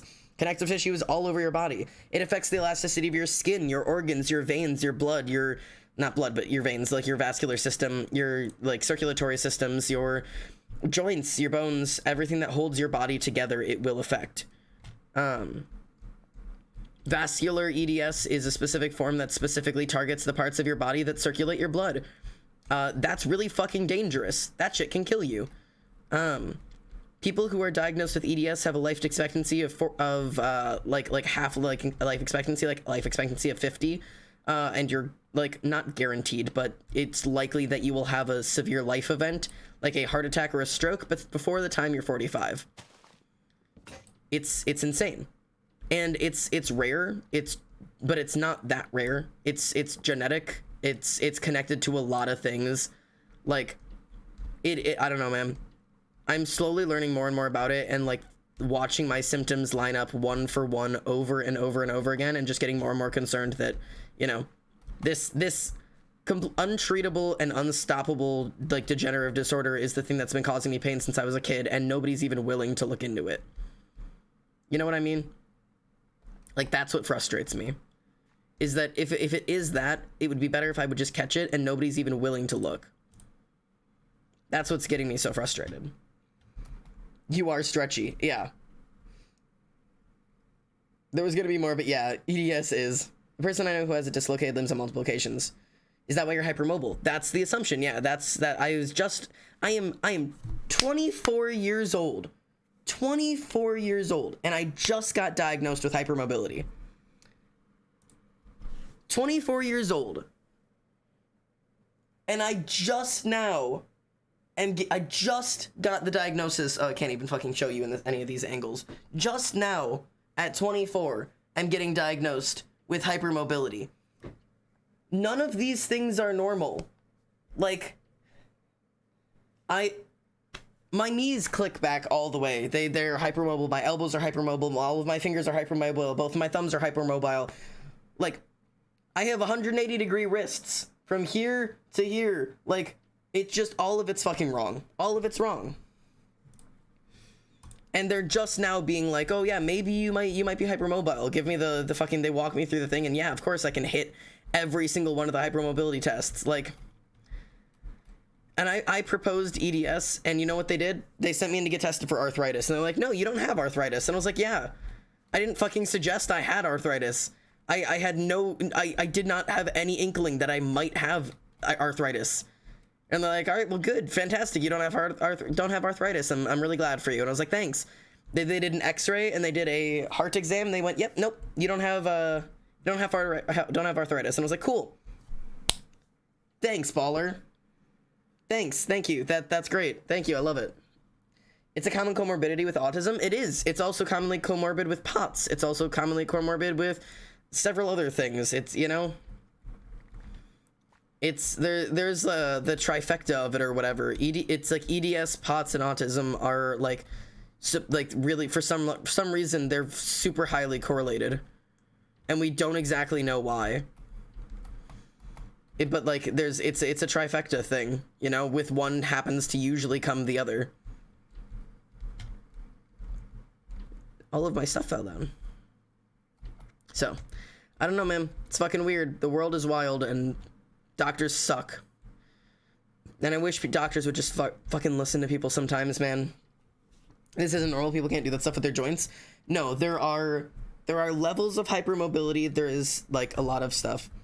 Is POTS the one where folks throw extra salt in their food so they don't faint? Yes. So POTS is a disorder in which, to put it very simply, very base level way to break it down, is that with POTS, your blood volume content is too low. So your blood is, you're supposed to have a certain amount of blood and a certain consistency and thickness and amount and pressure to your blood to make sure that it gets to all of the different parts of your body properly and can work its way through all of its veins. So when your heart pushes, it's not just pushing the blood here, it's pushing it everywhere throughout your body, right? So if your blood pressure levels get too low, that blood content gets too low, like it will start pooling in your feet and pooling in the bottom of your body, and it won't get all the way up to your head because it has to fight against gravity, and then you pass out. By having a high content of salt in your diet, you're actually able to change a little bit of your blood volume, because your blood is like producing more water to absorb more salts. It, again, very, very basic explanation. That's not actually biologically exactly what's going on, but the base existence of it is by consuming a lot more salt, you can up the I don't know what the proper word for it would be, the amount of it is nighttime. The amount, you can increase the amount of blood in your body and therefore keep it like pumping the best way. Sometimes I'm convinced I have POTS. It's super common comorbid with autism, so quite possibly. How do you have a mini map? I have a map for because of one of my mods. This is one of the mods I have on. And since I naturally just love adding salt to stuff, I don't pass out. I just get very bad vertigo. Yeah. Why did that correct vitiligo? I don't know. But yeah, I have been eating excess. Is that a dragon?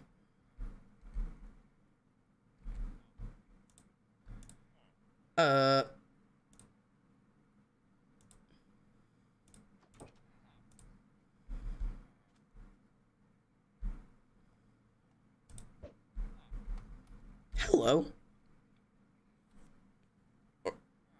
Dragon. Do you have Ice and Fire installed, or is it Mythic Mounts? I think it's Mythic Mounts. Will that thing kill me, or can I tame it? Is that gonna kill me, or can I tame it? It's yellow. Hello.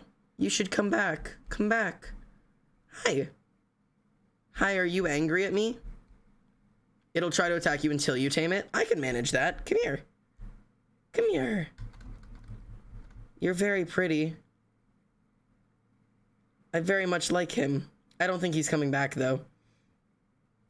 There's another in the distance. That's like one of the phoenix thingies. I can't come get you. This is water. It'll kill me. That's all right. We know he's here. He's a pretty guy. But very cool. I can't zoom in though, which makes me sad because it just zooms the mini map. But all right, let's head home. Home is this way. Hut. All right, we're gonna fly away. Platonic Romeo and Juliet. I usually just break down the name, so I say postural, moving around, orthostatic, up and down, the car. Oh, I think, do you mean tachycardia? Fast, yeah, okay. I was trying to read, like, the cardia, and I was like, what? Fast heart, yeah. Well, no, fast heartbeat is not tachycardia. No, it is tachycardia. Tachycardia is fast heartbeat. Bradycardia is slow heartbeat. Yeah. If you know a lot, they're less likely to fake claim in my experience. People who fake claim are just the lamest types of people on the entire planet, and therefore, like, I will just completely ignore them. They're like, you don't have that. It's like, okay, cool. Thank you for telling me that you know more about me than I do. I really respect your opinion, and you know, I'll keep that in my mind. Thank you. God, flying in this game is so fun. Stand up, you look like Superman. There's just so much fun to this. Whoop. I love fucking flying in this game. I have way too much fun with it. It's so satisfying. Doop. Doop. Doop. All right, cool.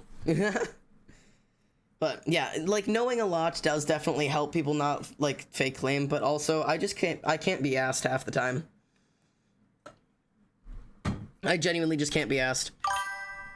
Red was taken. Say, Red was taken 69 420. Let's go. Thank you for the follow. Absolutely baller name. Your dick is huge. I'm sure of it. Thanks for the follow. And now I just have another fucking enchantment table for just really no good reason. But we have more ebony trees, so let's go plant that. And also these motherfuckers, which I think are just, yeah, one plants. So I'm gonna plant some of those, which are good because I want a bunch of those leaves. Woo! Cool. And we're megalovaniaing. Thanks. Yeah. You're good. But yeah. I also, while we're on the subject of diagnosis and fake claiming and all that shit, while we're on that subject, I wanna play games on that subject. Do you know what absolutely fucking bothers me recently? I don't know why these bother me, and this is not a hit at anybody who's been doing it on the Discord. I know I was playing along with some of them, because at first they seemed really funny, and they have gotten more and more annoying and frustrating to me. Are these goddamn, like, mental illness bingo cards, right? They are driving me absolutely insane. I'm like on the verge of like being ready to ban them in my Discord. I can't stand these things. Like, At first it was like I saw like an ADHD bingo card and like an autism bingo card, and I was like, oh, these are fun and goofy, and like I did a couple of them with like the Discord people, and like I saw them in Discord and I was like, oh, this is fun, and like did one with them, and I was like, ah, haha, that's pretty funny. I know I have those disorders, and so I can like fill out a little bingo card being like, oh, how many of the symptoms do I have? And it's just, I keep seeing them with more and more disorders. And like I saw one for BPD, I saw one for bipolar, and I've started seeing them for fucking what did I see the other day? I've obviously seen them for like depression and anxiety. I saw one for like fucking like schizophrenia or something on fucking TikTok. Like I can't stand those stupid fucking bingo cards, man. I don't like them. If you haven't ever thought that you might have a disorder, and then you fucking fill out a bingo card and go, oh no, do I have that disorder? I'm gonna rip my hair out and just start screaming. That is just not how to fucking look into disorders, or if you may or may not have them, or if you should be looking into them. Like, yeah, if you get bingo, it's an official diagnosis. Oh, I got every single one of the things on this card. It must mean I have this. Like, for the amount of time and research and effort and thinking that goes into a self-diagnosis, to boil that shit down to a fucking bingo card makes me want to rip my teeth out of my head, because that is just not how it works. Like, oh no, fuck. God damn it, and I'm back at the village and now I'm fucking stuck here. God damn it, I wasn't fast enough. It's also dangerous because it comes to a competition, and like genuinely, fuck even the competition part of it, fuck the self-diagnosis part of it. It's the shit that it boils genuine, serious, severe mental disorders, and I'm not gonna play that shit down because we're stuck in the rain right now, so I can just talk and fucking not worry about playing the game for the moment because I can't even leave my house. BPD is a serious, genuine mental disorder. Depression, anxiety, ADHD, fucking those things are serious, genuine mental disorders. They are not aesthetics, they're not fun, they're not quirky, they're not romanticized. I'm not living my best life out here. They are disorders. They are disabilities. They are a fucking issue. They're not a quirky, fun bingo card. And yes, there is a lot of celebration to be done in celebrating the good parts of it. I don't want to cure my fucking autism. I'm not one of those people. You know what I mean? Like, because there's a lot of it that makes me who I am. I love how deeply I can feel things. I love experiencing hyperfixations in the way that I do. Yes, they're dangerous. Yes, they cause me issues. Yes, they get in the way of me living a normal fucking life or whatever.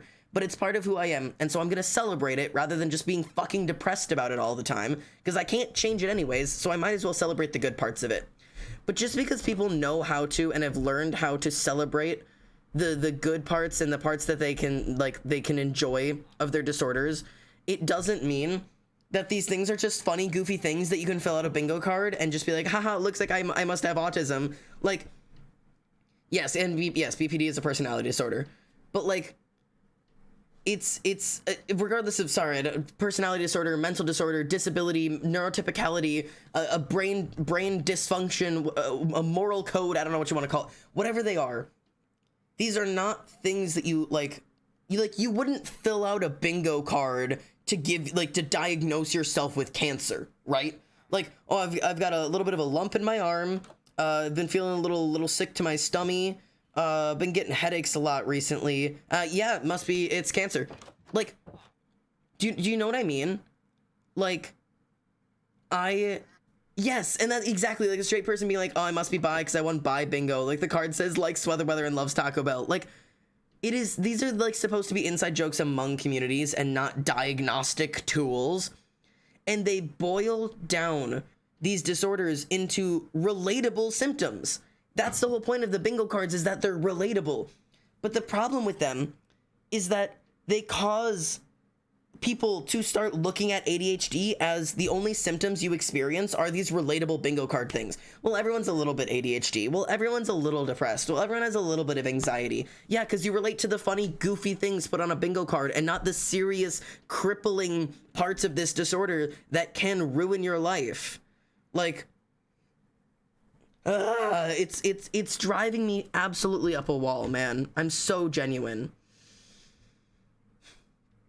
Cheers. Oh my fucking god, that was me the other day. It gave me the worst anxiety. I've been very stressed about it recently. Most of my search history is now about that thing. I don't remember what it was now. It was fucking probably the BPD one that was fucking pissing me off. Like, set the bingo down. Yeah, set the fucking bingo down, man. Like, I just can't. I can't play that goddamn game anymore. Mental disorders aren't supposed to be silly, quirky relatabilities. Like, the reason we boil it down to that a lot of the time is because it's a fucking coping mechanism. Ash, thank you for the 20 bits. And I'm sorry you have to go, but that is no worry. I hope you enjoy school tomorrow. And thank you for being here. Bingo is for gambling, not gambling money, not gambling disorders. Thank you. Like, the BPD one really ticked me off a little bit, because one of them was like splitting on your best friend for doing this thing, splitting on your best friend for not doing this thing. I don't even know if most of the people who would like fill that one in and check that off even understand what it means to split on somebody.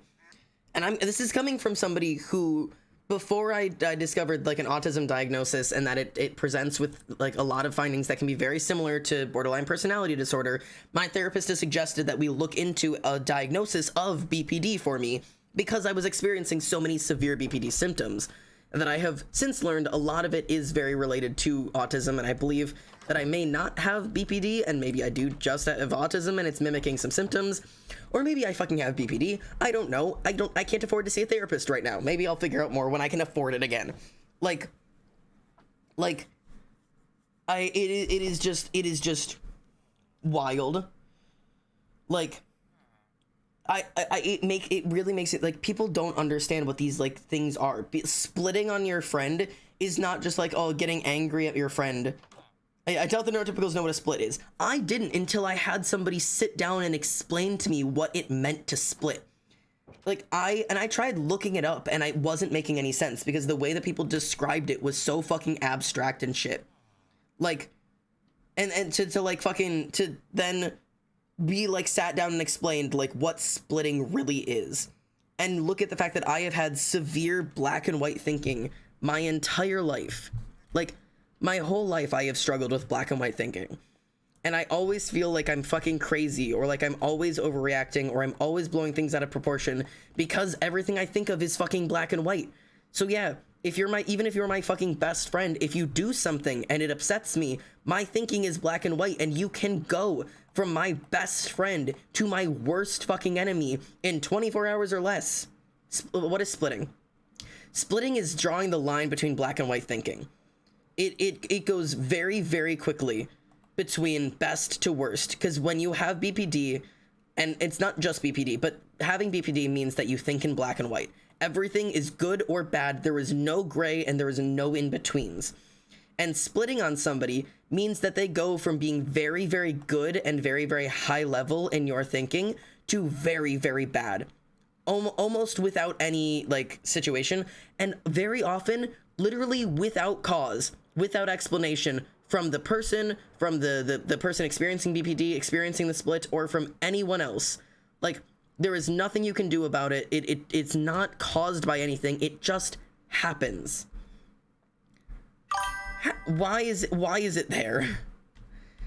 Like, it is wild.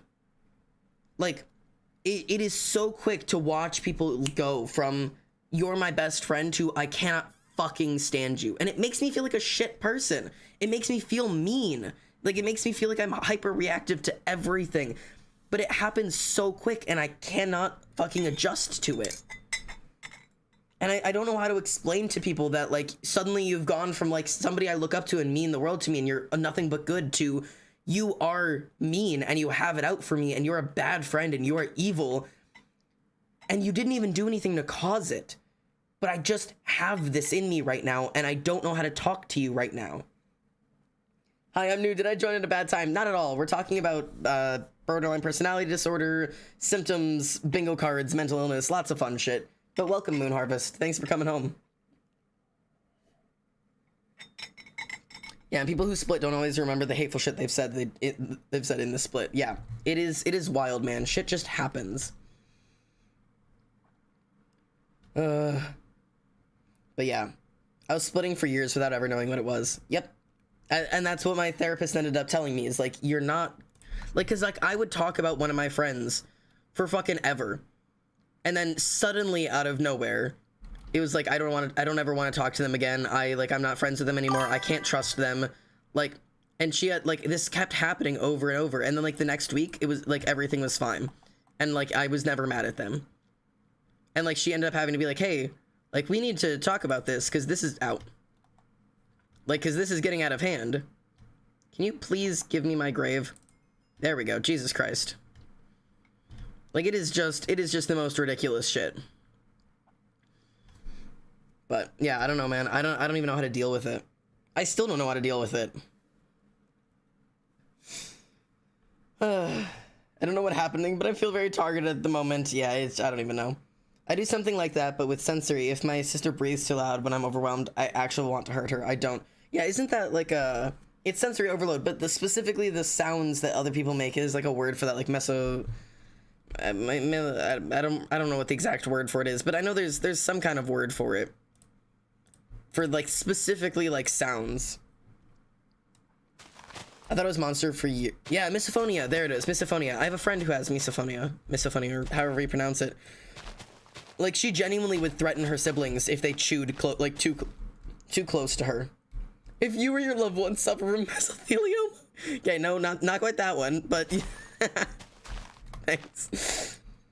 But yeah, it is. Yeah, and I have the same feelings, but I thought I was a monster for a while for the like turning on my friends so quickly.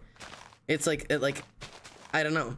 And it was weird because I thought maybe I was just like mean, or I was just a bad like friend or a bad person, except I would turn back just as quickly with no prompting. I would go from like having like this like really harsh, really mean, really intense grudge against them and hating them and not trusting them, to suddenly we were completely fine the next day and I had nothing wrong with them. And you know, it is just it's a wild experience to have. Hello, creeper. Lovely. Hello. That went well for you, sir. There's just holes down here again, man. There is so much stuff. Hey, look, more iron. Do I have my pick with me? I do. Beep. I love the Will music in the background. Fuck yeah, thank you. Dude, I cannot believe that Will is making like that transition away from streaming. It's so wild. Now you can use an iron pickaxe, perhaps. No, but what if I run out of iron, Tess? I need it for my lanterns. I need my iron for my lanterns. Ow. Xander, I beg of you, but I need it for my lanterns. Wait, he is? How did I not hear about this? It's not like anything that's been like said with any level of confirmation, but it's like, for Lovejoy, like all of the Lovejoy posters now say Will Gold instead of Wilbur Soot, because like he's starting to use like his legal name for like music, like he's separating his music personality from his Twitch personality, and the streams have been happening less and less often, and we're all just kind of making that like gathered assumption that like, yeah, this is gonna be like this is kind of like the transitional period away from streaming, you know? So it's not like anything that's been like truly confirmed by him or by anyone else at all, but you know, sense their presence like their actual body, heat, air, everything, absolutely everything, and it's usually specific people. It's an experience. Yeah, there are certain people I know who set off my fucking sensory issues way more than other people. Like, there are some people that, like, no matter how much I love them and I want to be around them, I can't stand being around them for significant periods of time. And I just don't have any excuse for why, other than just you set me off. Like, being around you just pisses me off, and I don't have an explanation. Good for him, and should do what makes him happy. Exactly. I'm glad we're all on the same page there. I'm doing a lot better now, though. I'm glad, because that kind of stuff, it can be so stressful. Xandad, don't you have a diamond pickaxe? I do, but that's important. I need that for important things, like yeah, I don't know. I gotta put like enchantments on it and stuff so it doesn't break, you know? Like what? Yeah, it's for special occasions. Like what, Xander? Yeah, like obsidian. Like 14 obsidian? Yeah, like that. Like 14 obsidian. Yeah, that would be a good use for it. Listen, using resources makes me anxious. You know? You know what I mean? No, because, like, hear me out about this. Hear me out about this, okay? I have a... I think I actually just recently found the word for what this is that I have. I found the word for this recently. I have a scarcity mindset. Diamond pickaxes have 1200 durability. Okay, listen, though. So, I guess I have what's called a scarcity mindset, right? Which is like the concept of like never wanting to use the things you have because what if you never have them again? Which I didn't know was like a thing, but it is a thing. And it's really weird because I do it with everything, and I mean like genuinely like everything. There is so much cave down here. I'm not even picking shit up at this point. I'm just fucking exploring. I know, but iron is very renewable. Turn it up. Oh, this is Tessa's song. There you go. Sorry, I can't hang out today. I suddenly hate you. Same. I call it sudden hate, and it's the reason why I won't ever have roommates again. See, and I've gotten very lucky with my roommate understanding.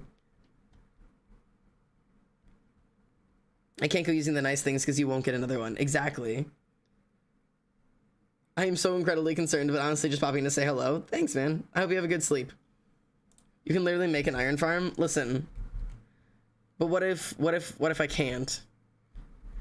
I'm genuine when I say, like, this is something I experience with everything. I have a scarcity mindset in literally everything I do.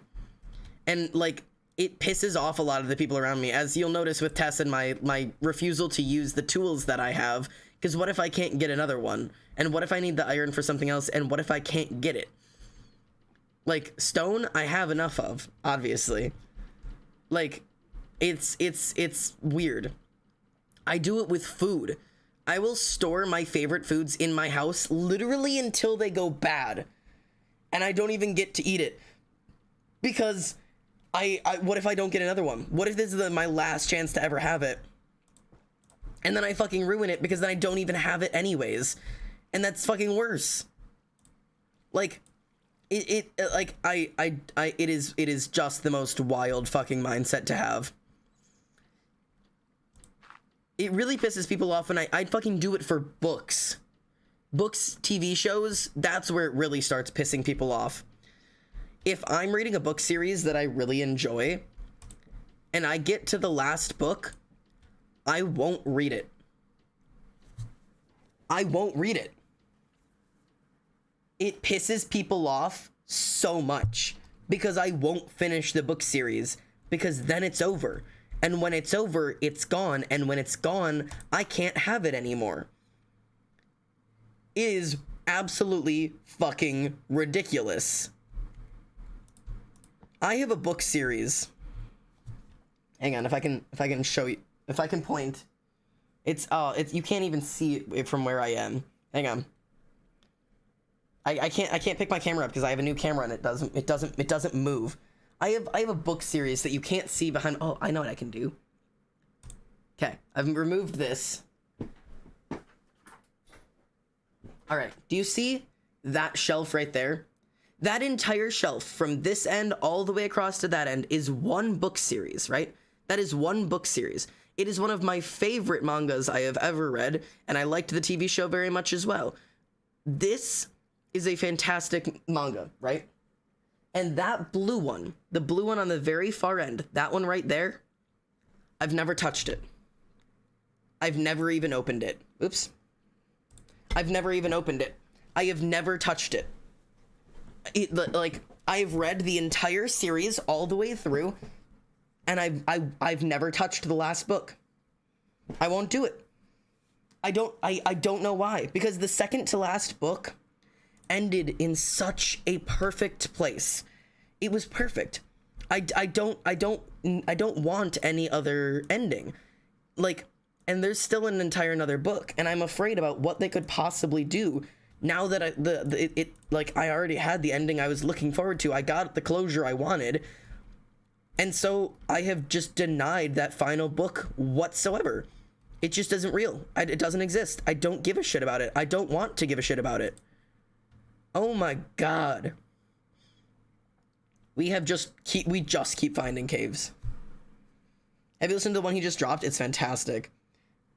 This sounds like a trauma response, Xander, perhaps from having things you enjoy taken away from you in the past.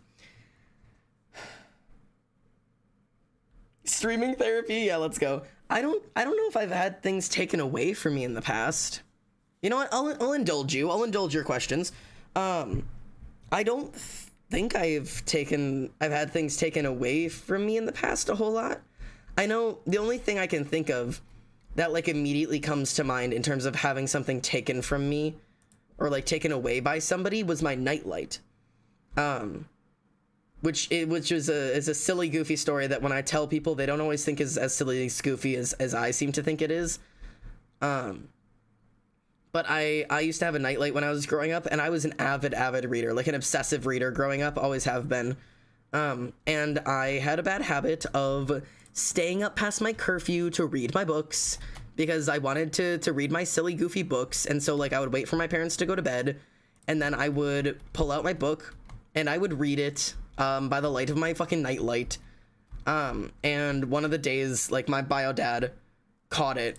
Or they caught me like up past my bedtime, had like walked in and been like saw me reading, and he took my nightlight and he shattered it because he's like, obviously you don't need this, and I don't need you staying up for late bread. So since we can't trust you for it, he took it and he took it out to the living room and just shattered it and was like, all right, you're done with that.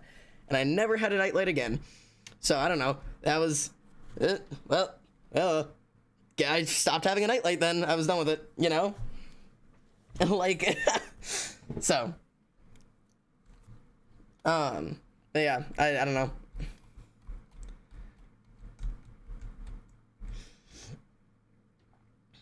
Did you grow up in a lower income household? I guess, yeah. Or restricted from you, or were you told not to do things you enjoy, or to save the best for last mindset? Or being protective because you had to share everything, so you want that thing that is your own and you refuse to lose it? I don't know. You shattered it? Yeah. Prostate cancer 1, 2, 3, 4. Your name immediately has me suspicious that you're going to be a shit chatter, so my eyes are immediately on you. Behave. Don't be a shit chatter, I beg of you. With me, it's very much I feel like I can't control anything in my life, so I control my book reading and such. Maybe. That would make sense as to why you'd be afraid of things suddenly ending. I don't know. Like, I don't know. I don't really know what it is, because I feel like I definitely have experience in terms of like being told like don't do the things you enjoy because blank matters more, or you should be focusing on blank, or whatever the fuck it is. But like I definitely did. Ooh, potato. I definitely did grow up in a low income household, so I definitely did grow up with a lot of like, you know, like I wasn't, oh my god, this place is huge, dude. Jesus Christ. I definitely grew up in a little bit of like a household in which like we didn't have a whole lot all the time. Out. So like it was, you know, be thankful for the things you have kind of stuff. Ow. Good lord. Go, get away from me.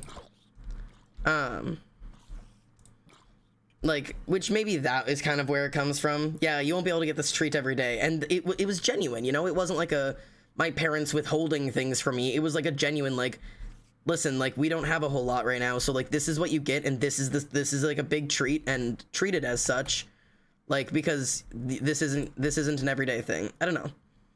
It's weird, because it's not like it's like, I don't know.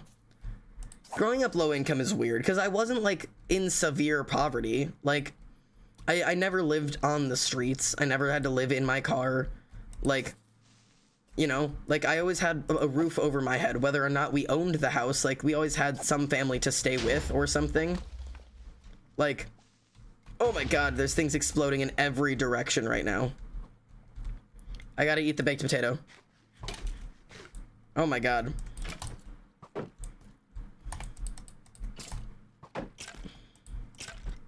Oh my god, okay, hang on. This is getting out of hand. I need somewhere to land. Give me somewhere to land. Let's go, we're going up. We're going up. Okay. Jesus Christ, this place is massive. I don't like it. I was low income and the middle child. I relate. Yeah, see, I was the only child.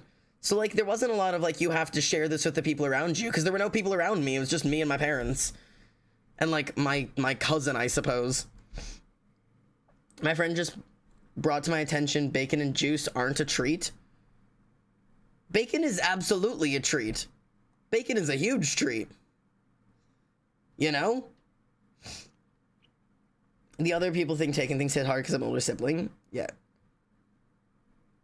Bacon is absolutely a treat. You can't change my mind on that one. I've never been a juice person, but bacon is absolutely a treat. I am a full-grown adult in my own household now, and bacon is absolutely a once-in-a-while treat. You know? Like, you don't always get your hands on bacon. If you're having bacon for breakfast, it's like I had bacon for breakfast for my birthdays. Like birthday dinners or birthday breakfasts for me were like cinnamon rolls they made in the oven and like just a whole plate of bacon. I loved that shit so much. Bro, you guys want to know what my favorite dessert as a kid was? This is gonna make some people look at me like a weirdo, simply because of what it is.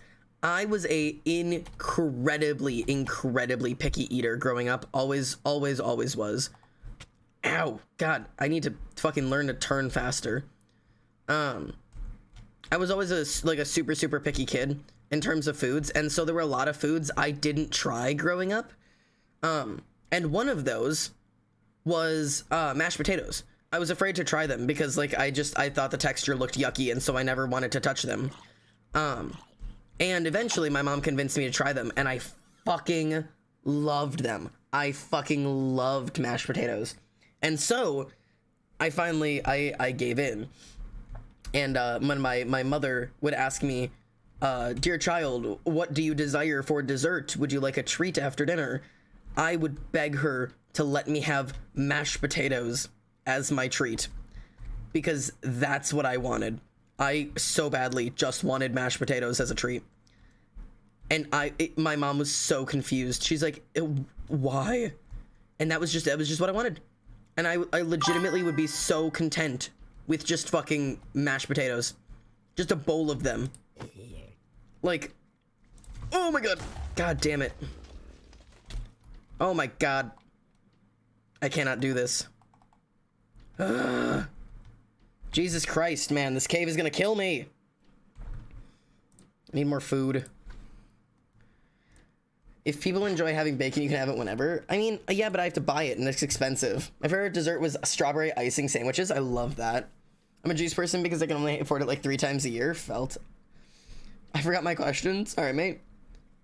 Fan art retro moon. Thank you for the follow, mate. Welcome home. And also, hello. Welcome into the stream. How's the day going? How's the vibes? Vibe check. How is it? All right. I'm getting out of that fucking hole that I've been in for I don't know how long. Did I even get anything good out of that? I just like used all my torches and didn't even fucking do anything. Where am I? Oh my god. I started in that cave here. And now I'm here. How in the world? That is ridiculous. Good. Awesome. Fucking ravines, man. Ooh. I can see the other side through this ravine. Oh god, water. Ugh. This is such a pretty area. This is very pretty. We're gonna have to do some stuff with this. I forget how, like, there's just these, like, giant caverns, like, right outside of my house, when my house is, like, right over here. Ooh, okay, some of our ebony trees have begun growing. Lovely. Yeah, this is where I entered. I entered here. This little hole right here, like, I entered there, and I ended here. Vibes are rancid here, thanks. What? Why? There was a home video recorded of me in the kitchen holding a russet potato, not able to form coherent sentences yet, but able to say the word potato. Mashed potatoes are magic. You are so right. On Yucky Feeling Days, she eats just mashed potatoes out of a pot with a spoon. Yeah. I have a mashed potatoes were actually good. I love instant mashed potatoes. I love them. I commented on this in Emily's stream because we were talking about eating food with our fingers. And I have a core memory, and I mean like a core memory. Let me set the scene for you here, okay? I am, I don't know, 16 years old, I think, okay? Here, I'm setting the scene for you. I'm about 16 years old. I am in the country of Peru, okay? I was on a Spanish immersion trip with my Spanish class in the country of Peru. We've been there for a week already. We are definitely sunburnt, exhausted. We just finished staying with our homestead families, got on a train, and have been sitting on a train for 15 and a half hours as we took the train all the way across the fucking entire country of Peru to get to the next area that we were meant to stay in. A little town that was nestled between the mountains. And we entered the town in the middle of the night under the coverage of a massive fucking thunderstorm, right? And we did a little death march back to our hotels, okay? And it is now we are like in this little tiny like hotel type thing that is like open air hotel. It is pouring fucking rain, and like it is fucking dark out and all that shit, okay? We get to sleep and we spend the next day kind of like in the hotel, okay?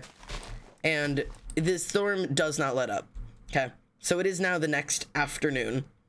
And our teacher's like, hey, all right, you guys, like, you know, tomorrow we're heading out to go do some things. It's still raining, be safe and all that stuff or whatever, but feel free to go take a look at the town square, but you have to be back before sundown, right? Or you need to take a guy with you, because if you're in Peru, you're not allowed to walk around the streets as just a woman. Like, you have to have a guy escort you places, because it's fucking Peru, I don't know. Like, it's, I don't know, it's, there's a whole, like, thing with all of that or whatever. But the moment I'm speaking of is that night, me and my friend went out, we tried to get KFC. They didn't have half the things we wanted, but we had found a KFC in the town square of this little Peru, in the middle of Peru, nestled in a little town, and it was thunderstorming.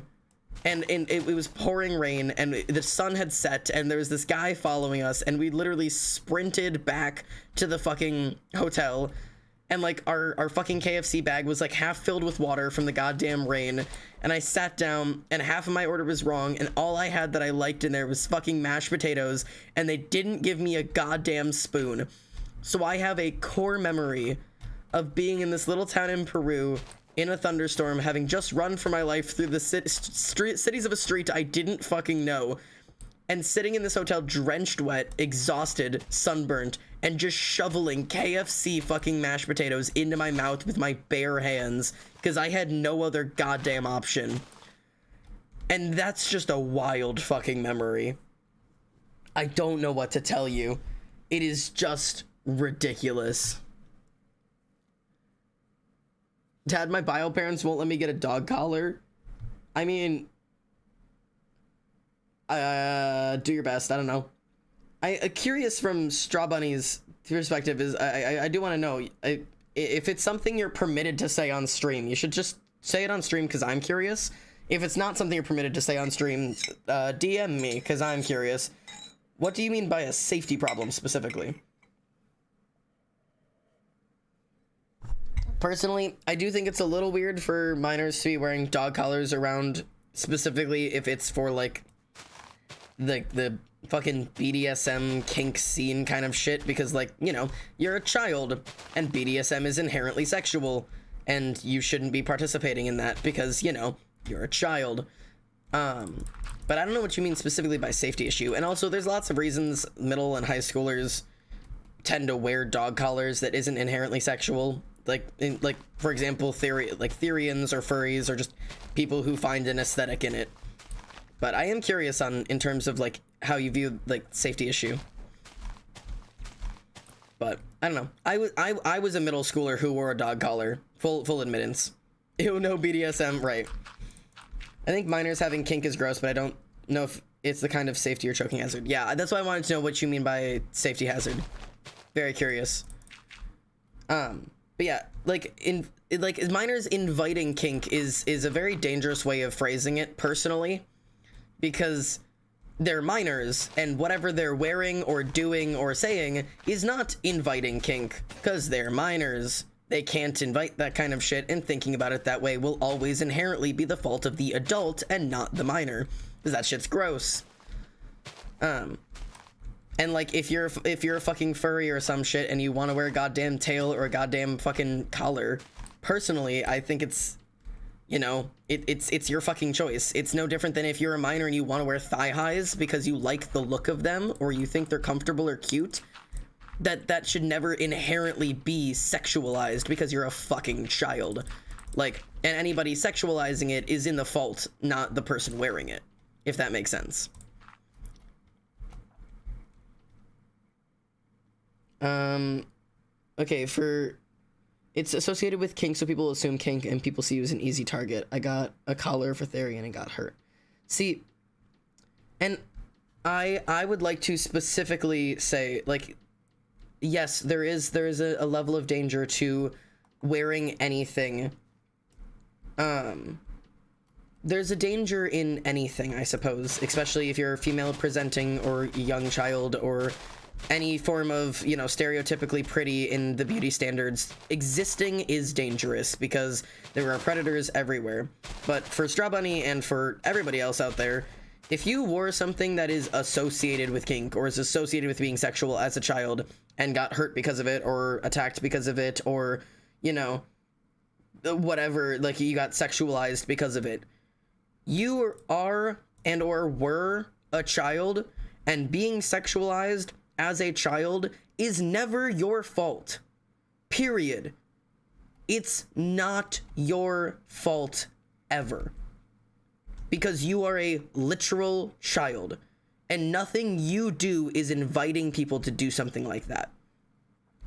That is never has been and never will be your fault. Like, you did not invite shit ever. You did not invite shit. You did not encourage that. You did not, you know, like fucking like, well, what did you expect? Or we shouldn't have been dressing that way. Never. Keep in mind, coming from someone who got, yeah, and I tend to blame clothes, so I might just be projecting. And I totally understand that, because I totally understand where you're coming from. But that's why I'm saying this, like, directly to you, 110%. You being groomed or being assaulted in any situation, and this is for you and everybody else out there who needs to keep hearing this shit, you did not invite it. I don't care how you dressed, how you act, who you spoke to, where you walked, what you did. It is never has been and never will be your fault. Seriously. Like, period. And there's no arguing on that shit. It never was your fault. It cannot be the fault of a literal child. Period. I don't care how many times I gotta say that shit. Like, 100%. I don't know who the fuck needs to tell you it. I sure know I needed to fucking hear that shit. It's not your fault. And I know it's gonna sit in your head that maybe if I would have, or maybe if I wouldn't have, or if I only had done this or said this or tried this or shouldn't have done whatever the fuck. You, like, what were you expecting, talking to people like that, dressing like that, acting like that? I don't give a fuck. I don't give a fuck. I don't. Okay? I don't care if I have to like how often I have to say that shit. That just needs to get across people's heads, man. It is never the fault of the child. It never was and never has been your fault. It is not your responsibility to make sure the adults around you can behave. That thought line is fucking disgusting. Period. Not attacking you for trying to help keep somebody safe by suggesting they don't, obviously. You're trying to keep people safe, and I totally agree with that. I didn't expect a Minecraft stream to make me cry today. Thank you for helping heal the inner child, bro. Absolutely. I'm so genuine with that kind of shit. Not enough people are willing to talk about this shit. Like, it's some, like, hidden, dirty fucking secret that everybody doesn't talk about. Getting groomed is so absolutely disgustingly fucking normalized in our society that most people I talk to have at least some experience in it growing up. I was a kick user growing up. I know what the fuck we're talking about. Like, that shit is insane how absolutely normalized it has become. It is not fucking normal, and it is not okay. Like, I just cannot understand how it has become something that is just expected of, well, that's just part of growing up. It's just not, man. Collars have always been a comforting thing for me. Also, I've recently begun to realize I'm probably a wolf theory based on past and current events and just certain feelings. Collars have always been super comforting for me. I agree. I have always found a comfort in them. They are comfortable. I like the way that they sit. I like the jingly noise because it makes me, like, it's like a stimming noise. Like, it is comfortable. It is comforting. I like the way they look. I like the way they feel. It has nothing to do with kink. It has nothing to do with sexuality. It has nothing to do with, inviting or desiring anything. It is literally, like, fuck this shit. Fuck my pride. I don't give a fuck about fucking showing shit or whatever. You see. Where do I have this shit?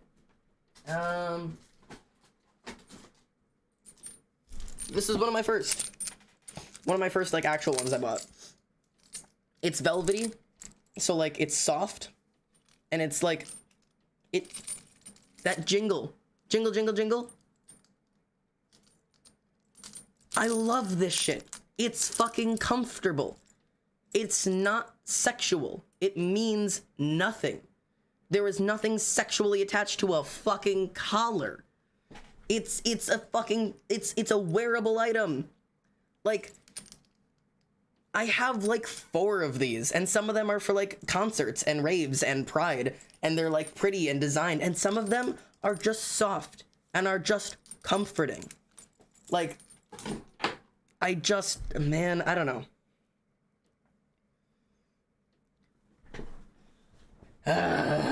This is me rioting right now. My aunt casually talked about the 16-year-old with a 37-year-old boyfriend, referring it as a type of girl in high school. It definitely is a type of girl in high school, but it's disgusting because what it actually is a child being groomed, which is a type of kid in high school. Fucking tragic. I've been sexualizing kink because of trauma. Kink is sexual, but not everything is kink. Having a collar is not kink. You're not participating in a kink. Kink is sexual. Kink is inherently sexual. Anything kinky is inherently sexual based on the name. But like enjoying a certain aesthetic or a certain level of comfort or a certain type of whatever, like a certain type of like outfit or accessory or whatever has literally nothing to do with sex or sexuality. Like, you know what I mean? Like, there's a massive difference. A massive difference. I don't know. I don't need to be sharing my whole life story on the fucking internet. Like, I'm gonna get too fucking comfortable on here again and start spilling shit. And I'm not quite ready for that one. But, like, it's just... Oh, God, I don't know. I don't even know where to start. I don't even know where to fucking start, y'all. It is just wild. It's wild out there, guys. See, and I thought... Is there another goopy guy up here? Because I thought I had more goop down there. Doesn't look like it. I think we're goop free. I'm just comfy. Exactly. You're just doing what's best for you. End of story. Nothing more, nothing less, and it doesn't ever have to be anything more or less than that. You know? So. I dislike velvet strongly, but the jingle of the tags and just like the nice feeling close to my neck. I love clothing accessories that sit close to my skin. Same. I like chokers for the same reason. I had a friend in high school with a collar and he got judged for years for it, so I asked him why he had it on. Turns out it was his dog's. Yeah. You can't inherently assume something is sexual or associated with kink or BDSM lifestyle whatsoever. There is a horse in my house. Hello, friend. This horse is definitely mine now. This is my horse now. Are we friends? No, not quite. I'm going to befriend this horse. No, come on now. I'm going to befriend this horse. We're going to be friends. You guys are gonna have to help me name him. His dog died and he wore the collar. It wasn't like that at all. Exactly. I wore my dog's collar when in middle school. The first dog collar I ever wore was my dog's. And she passed away forever ago. But like, there we go. Okay, we have tamed the horse. We have a horse now. Like, it had nothing to do with anything other than I liked the feeling of wearing it, and it was my dog's, and I liked it a lot. And that's it. That is the whole summary of the entire situation. It has never been anything more and less than that. I think they're cute, and I think they're comfortable, and they make me happy, and that's it. That is it. It is just wild to me, man. I don't know. There's so much to all of this. I have my old dog's collar, which I wear when I need the nice feeling around my neck, and the jingle over tags. They calm me down so quickly. Right. There's just, like, you know, I don't know, man. Maybe I'm fucking insane. God if I know. I like wearing chokers, and for me, it's comfort, style, and kink. See, and you know what? That's totally fine for you. It can be all of those things, with the caveat of if it is kink and or sexual in any way, I'm holding the expectation that you are an adult. Like, because if you are a child, you cannot and should not ever be participating in something that has to do with kink. That is a genuine thing. It will damage your goddamn brain. You will develop with issues. I'm not gonna say you're gonna be fucking broken. Like, that's not the fucking way it is. But developmentally, it is bad for you. It is bad to be introduced to shit like that at too young of an age. Period. Like, it fucking, I don't know, man. It fucks with you. Like, if you are fucking 18 years old and want to participate in kink for whatever reason of any style, I mean, it is free reign. Do whatever makes you happy. Like, you know, power to you. Okay, I get the jingle. I used to make cornflowers or flower crowns with tiny bells so I could have the jingle when they walk. Yeah, I had little bell earrings that I had the same reason. I like the noise. Which is funny because I have cat ears that I've worn on stream like twice for like dares that have little bells that jingle on them too because I love them. Although I do tend to like tick more when I have them on. Like the jingle makes me tick, which I think is quite funny. And then it makes it jingle more and it becomes like a loop. Ice, hello! Hi Ice, good to see you. I hope you're doing well. G Money baby, hello. Thank you for the follow. Welcome home, mate. And you're a flopper. Thank you for the follow. Welcome home. Quite the name there. Interesting little name. Cat ears fog. Yeah, I've worn them for dares on stream. Oh yeah, I wanted to go plant these trees real quick and then I can come work on the floors here. Alright. Hut. I wanted to go plant some of these glowy trees because I want to have like a... Let's do like... I don't know where to plant them. We could do like the glowy trees over here, I guess, on like this side of stuff, like over here. Let's do like this area. We'll do like glowy trees. Ow. Oh, well, all right. You're immediately an issue. Cool. Behave in chat or leave. You have very easy choices. Don't be weird. All of my mods have all of their eyes on you. The mods decide your fate. Your fate lies within the hands of moderators.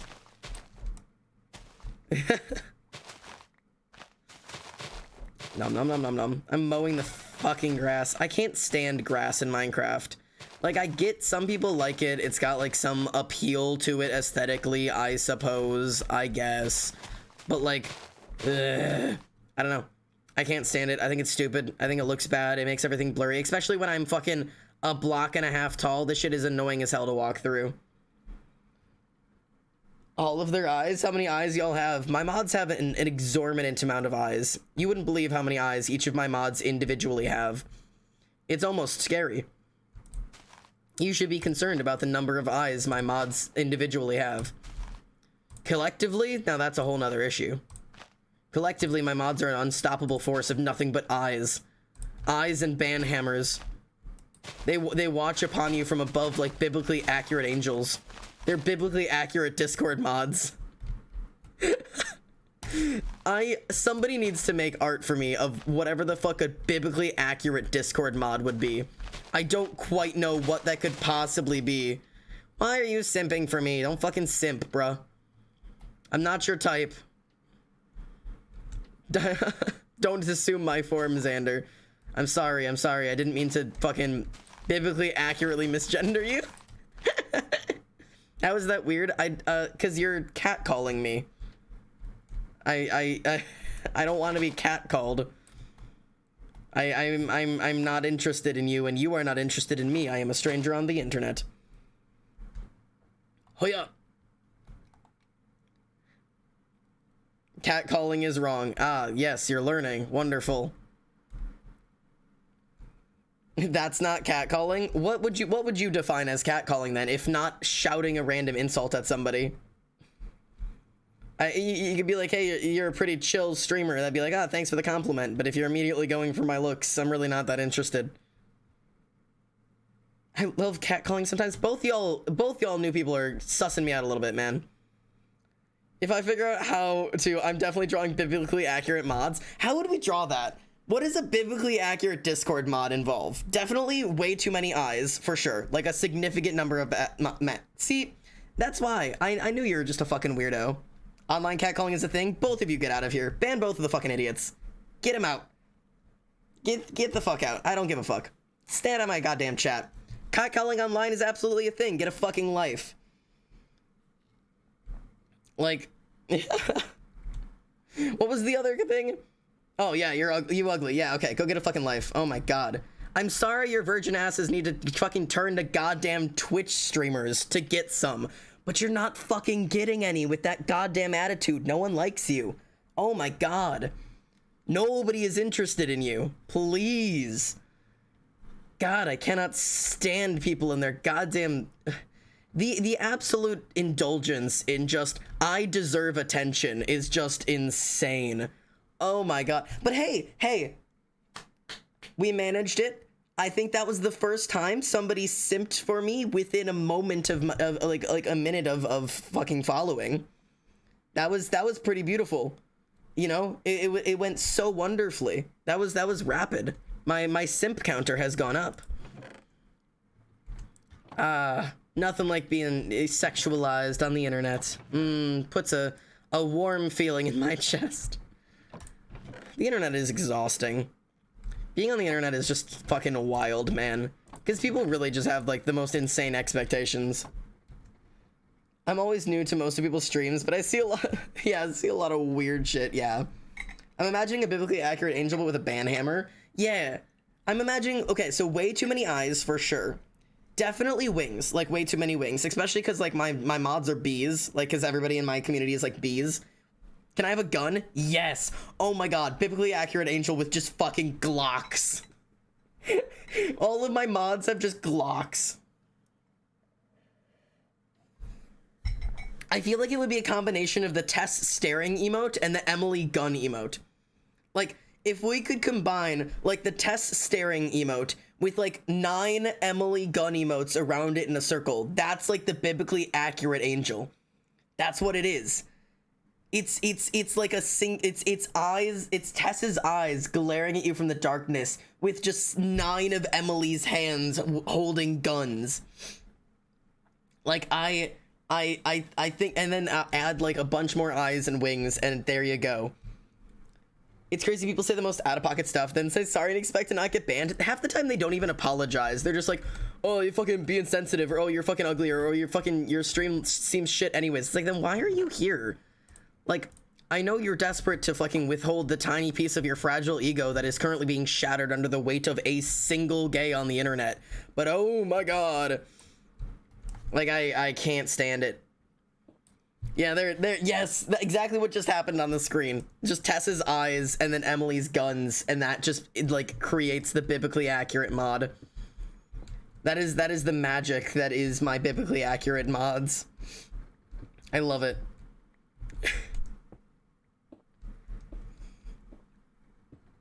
But yeah, no, I don't know, man. People on the internet are just insane to me.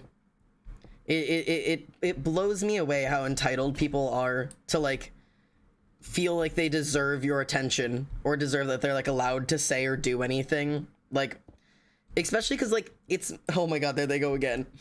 Especially because they're like, it's my community, right? Like, this is my Twitch stream. I got the formatted screenshot. Sweet. Those are Tess's eyes? Yeah. The T stare emote is Tess. I feel like I guess some people don't know that. That is straight up Tess. Biblically accurate mod will be in Discord. I'm so excited for this.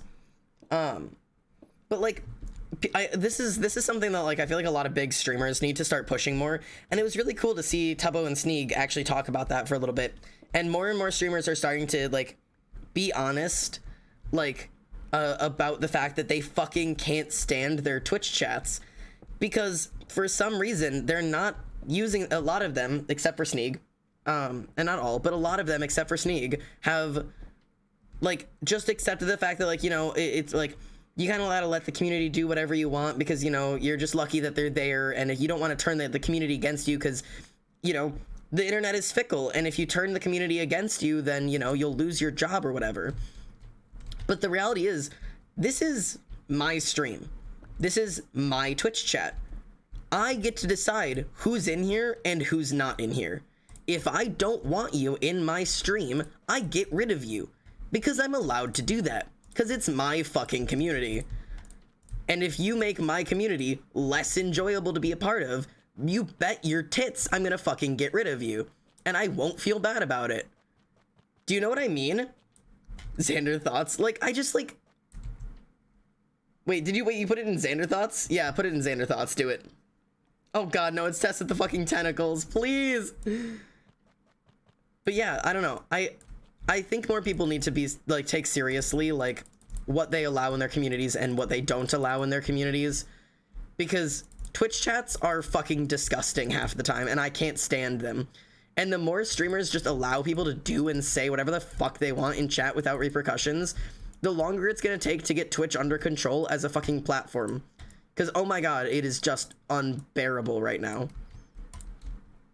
Like, I cannot stand this platform, like, 9 times out of 10. It is just agony. Because people like that show up, you know what I mean? I very much like Tess with the tentacles. But, anyways, those are just my brain thoughts on that. Well, let me send it because it's deemed inappropriate. It has guns in it. Oh my god. That's so fucking funny. You'll have to send it in one of the NSFW chats.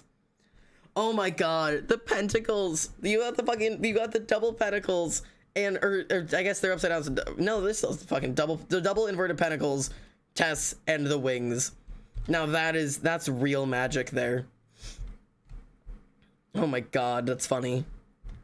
Okay, I need to decide how exactly I'm gonna format this. Like, I want to do like a perch out, and then I'm gonna get rid of like a little bit of the overhang, because like I want to be able to launch out from these. I need more shovel. I gotta build this around the fact that I can fly.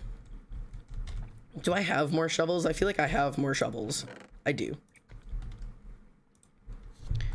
All right. I like biblically accurate Tess. This is a good addition to the lore of our streams. But I don't know, man. Streaming is wild. The internet is fucking wild. I was rewatching an old Anthony Padilla fucking interview video, where he did a interview with Sweet Anita, I think it was. I managed to post it. Okay, sweet. Yeah, I watched like an Anthony Padilla interview of Sweet Anita. And like talking about like the concept of like how insane the internet is and like the things that people will say and do to you with like out any like cause or reason. Like people will just say and do shit like that is just like so incredibly out of pocket. Like just because you exist on the internet. Like just the mere act of existing on the internet is enough reason to get stalked and death threats and shit. Good night, I have school. No worries, Gideon. Why do I think of mods like your stereotypical Enderman fan art anatomy plus too many eyes and wings? That is like exactly it. That is exactly what I'm thinking. I have those from a spooky streamer. I collect more cool emotes from cool folks like a boss. I love that. That's a quite cool thing. I need to figure out what channel are those from. It's from XX Origin. Interesting. I'll have to check that out because that seems quite cool. I like a good spooky streamer. I'm drawing it. Do it. I love Anthony Padilla interviews. They're very insightful. They really are. They genuinely are. Also, you know what? I'm gonna ask chat's opinion on this, and I'm gonna be specific that I'm because some places it's interviewed like interested in nobody's or like opinion. And okay, hang on. Let me clarify this in a way that makes sense. I'm gonna ask people's opinions if you're interested in speaking on it of the Ranbu situation that recently happened. If you're aware of what happened in the Ranbu community recently and his addressing of it.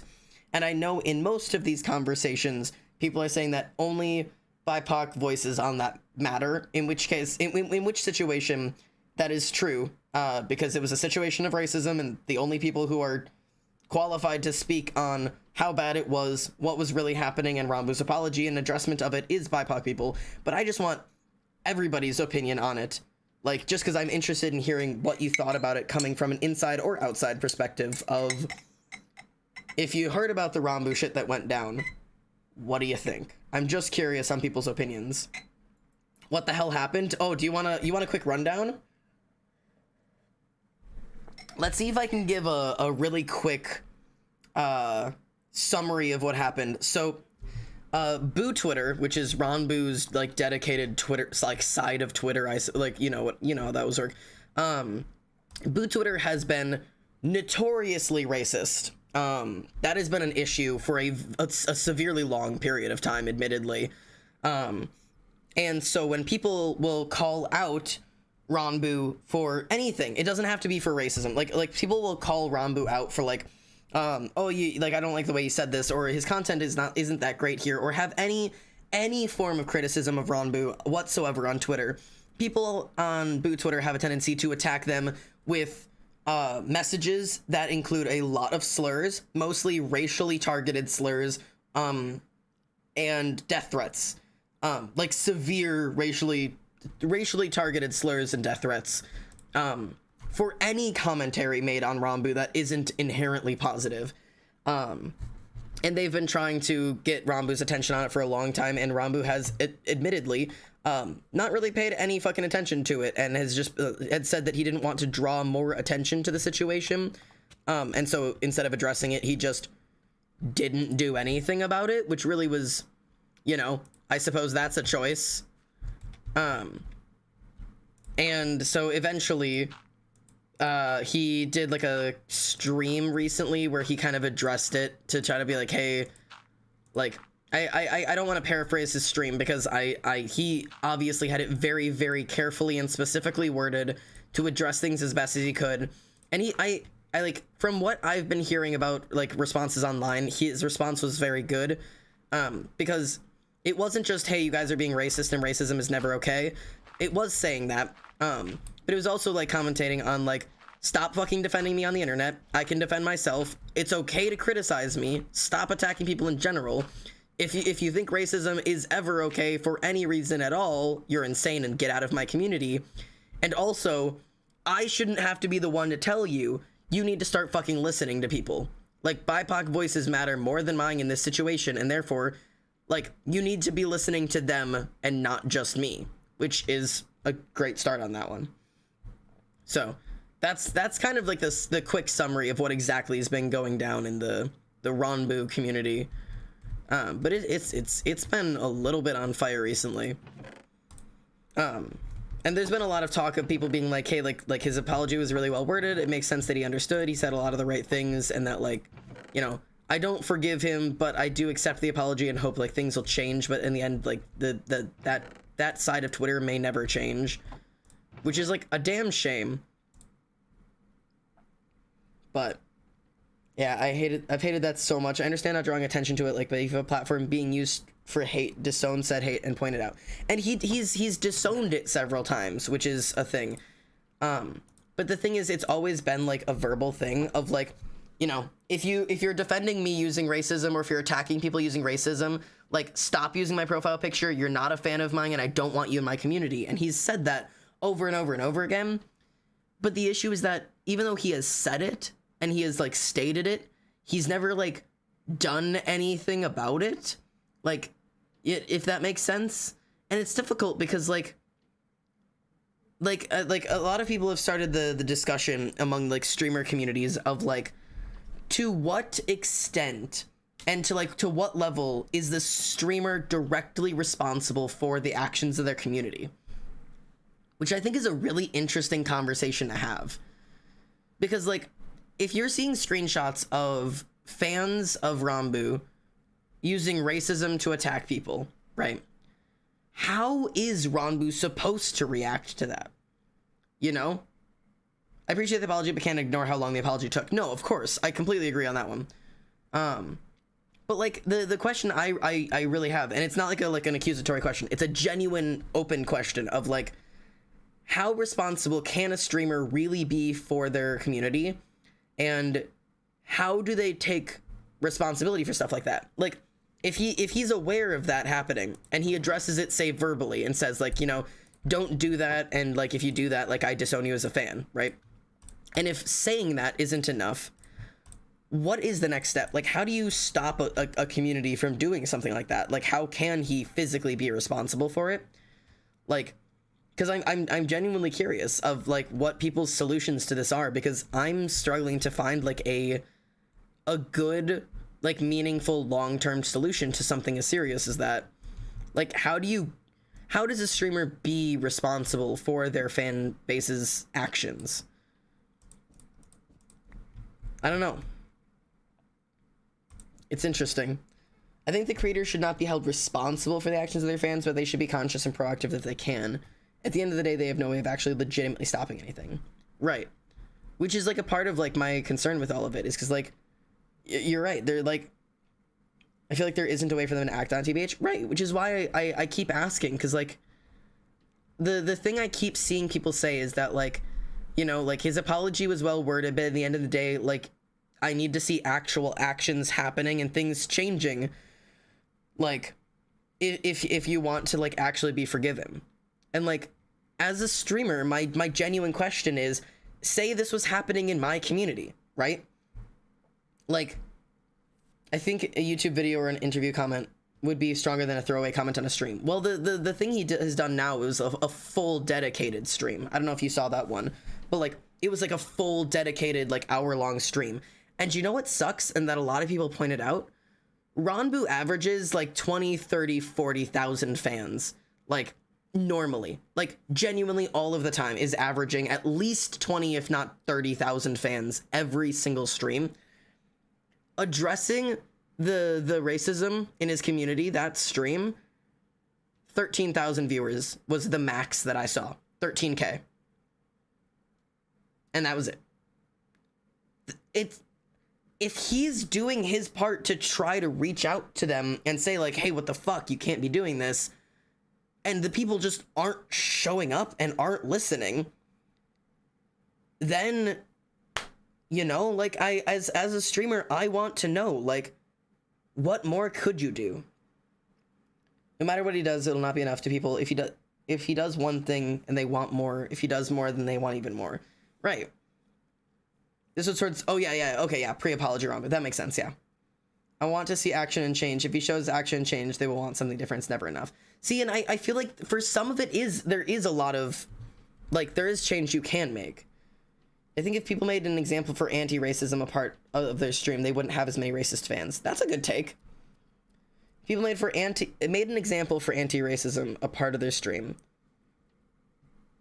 I'm curious, and again, this is not an accusatory, this is like a genuine open question of, I'm curious and I want to know more of, like, how can you incorporate something that into your community?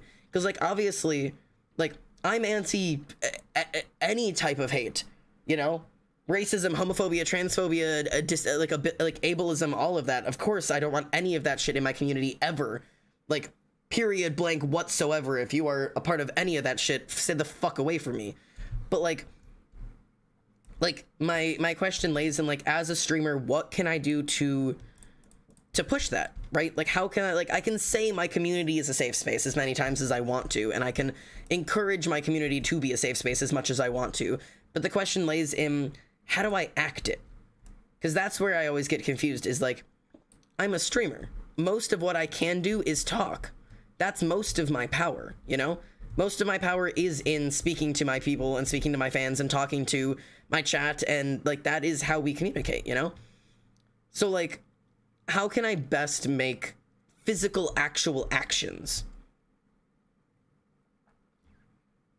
I know a streamer that is a DJ and he has a Black Lives Matter sign in front of his mixing board. I love that. I have my, actually, if I, here, I don't know if I can, I have, like,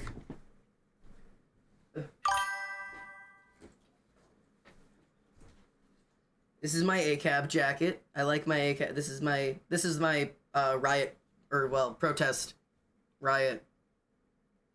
gear, my ACAB jacket. And I also have hand-painted my Breonna Taylor poster that I had painted to carry for the posters, or for the protests, so I still have this when I was protesting. So, yeah. Like, you know? Like, I, as physically much as possible, have participated in trying to be actively anti-racist. But doing that on stream, I feel it's so much harder of like, how do I convey and push that to you guys and to my community? You know what I mean? Like, I don't want to make it like a thing that I'm trying to constantly wear like a badge, because I don't want to be like applauded for like, man, you always have that like Breonna Taylor sign in the background. It's really like, you know, I don't want to be viewed as some like performative ally, you know, trying to like perform visually how it like anti-racist I am. Like, I just want it to be normalized in the community. I'm not sure I understand why ACAB is a thing. Can someone explain? All cops are bastards is a saying specifically because the police system as a whole was built around the system is bastardized. That's what it means. Let me slow down. All cops are bastards is referring to the concept of bastardized, as in a distorted form of what it was meant to be, as in the cop, like the police force is inherently dangerous and inherently has a lot of bad people in it because it is a system of power that has grown far too much power, if that makes sense. It doesn't mean an individual person who is a cop is a bad person. It means, well, it can mean that, but I don't believe that all people who are police are genuinely bad, evil people. It's more of a comment on, like, participating in that system will always inherently have power. You know, it is, and power is corrupt, and it is a corrupted system. And even if you go into it being a good cop, there are too many bad people in that system to do it with a lot of safety, because good cops are pushed out of the system by the amount of bad cops. That's really what it means. If that makes sense. It doesn't actually mean like all cops are bad people. It's talking about the bastardized system and how it has been completely destroyed. I gave all my protest signs to a local queer basement venue, so they put the signs along the walls for the stairs. That's cool. The system is bastardized. It's like the I hate men. It's a generalization based on the system and culture. Right. Exactly what Xander said. Thank you. But yeah, it's interesting. Is it weird that I find it calm to listen to streams talk when my day is going bad? No, lots of people find comfort in just kind of sitting and listening to somebody talk when they're not having a good day themselves. I myself turn to Twitch streams when I'm having a bad day. Totally normal. Sometimes it's nice to just listen to another person talk. But yeah, admittedly though, it's interesting, right? And this is an interesting little take I've had recently, because like, how do I explain this one? I say ACAB with a lot of pride in me, but I also understand that there are cops on the inside of the system who are trying to make it better from the inside. I am personally friends with a cop. Like, I have a friend who is a police officer, and I know she's a good person. She wants nothing more than good and change in every way possible. Like, and I know that she wants to change the system for better from the inside, kind of thing. You know what I mean? That, like, not all people who are in the system are inherently bad. I totally know and understand that concept. But I still say it because of its generalized meaning, if that makes sense. But also, you brought up a good point with the all like I hate all men, not actually meaning all men. And yet the normalization of I hate all men is something that hurts me because of the concept of like I'm afraid to identify even like abstractly as sort of a guy, kind of a man, because it automatically puts this label on me of all men. And I support it because no, it's not all men, but you have to treat it like it's all men because it is a lot of men. And it sucks and it does hurt and it does kind of sting because in transitioning to wanting to look and present more masculine, I will look and present more like a threat. And that hurts because it means that women's spaces are no longer safe spaces for me. And that I'm no longer a part of those women's spaces. I no longer have a place there. Like, I can't go, like, I can't participate in women's spaces the way I used to because I am no longer identifying as a woman. And I no longer, those places don't belong to me, even though they're a place that brought so much safety and comfort to me growing up. Because I did grow up raised with a woman's experience.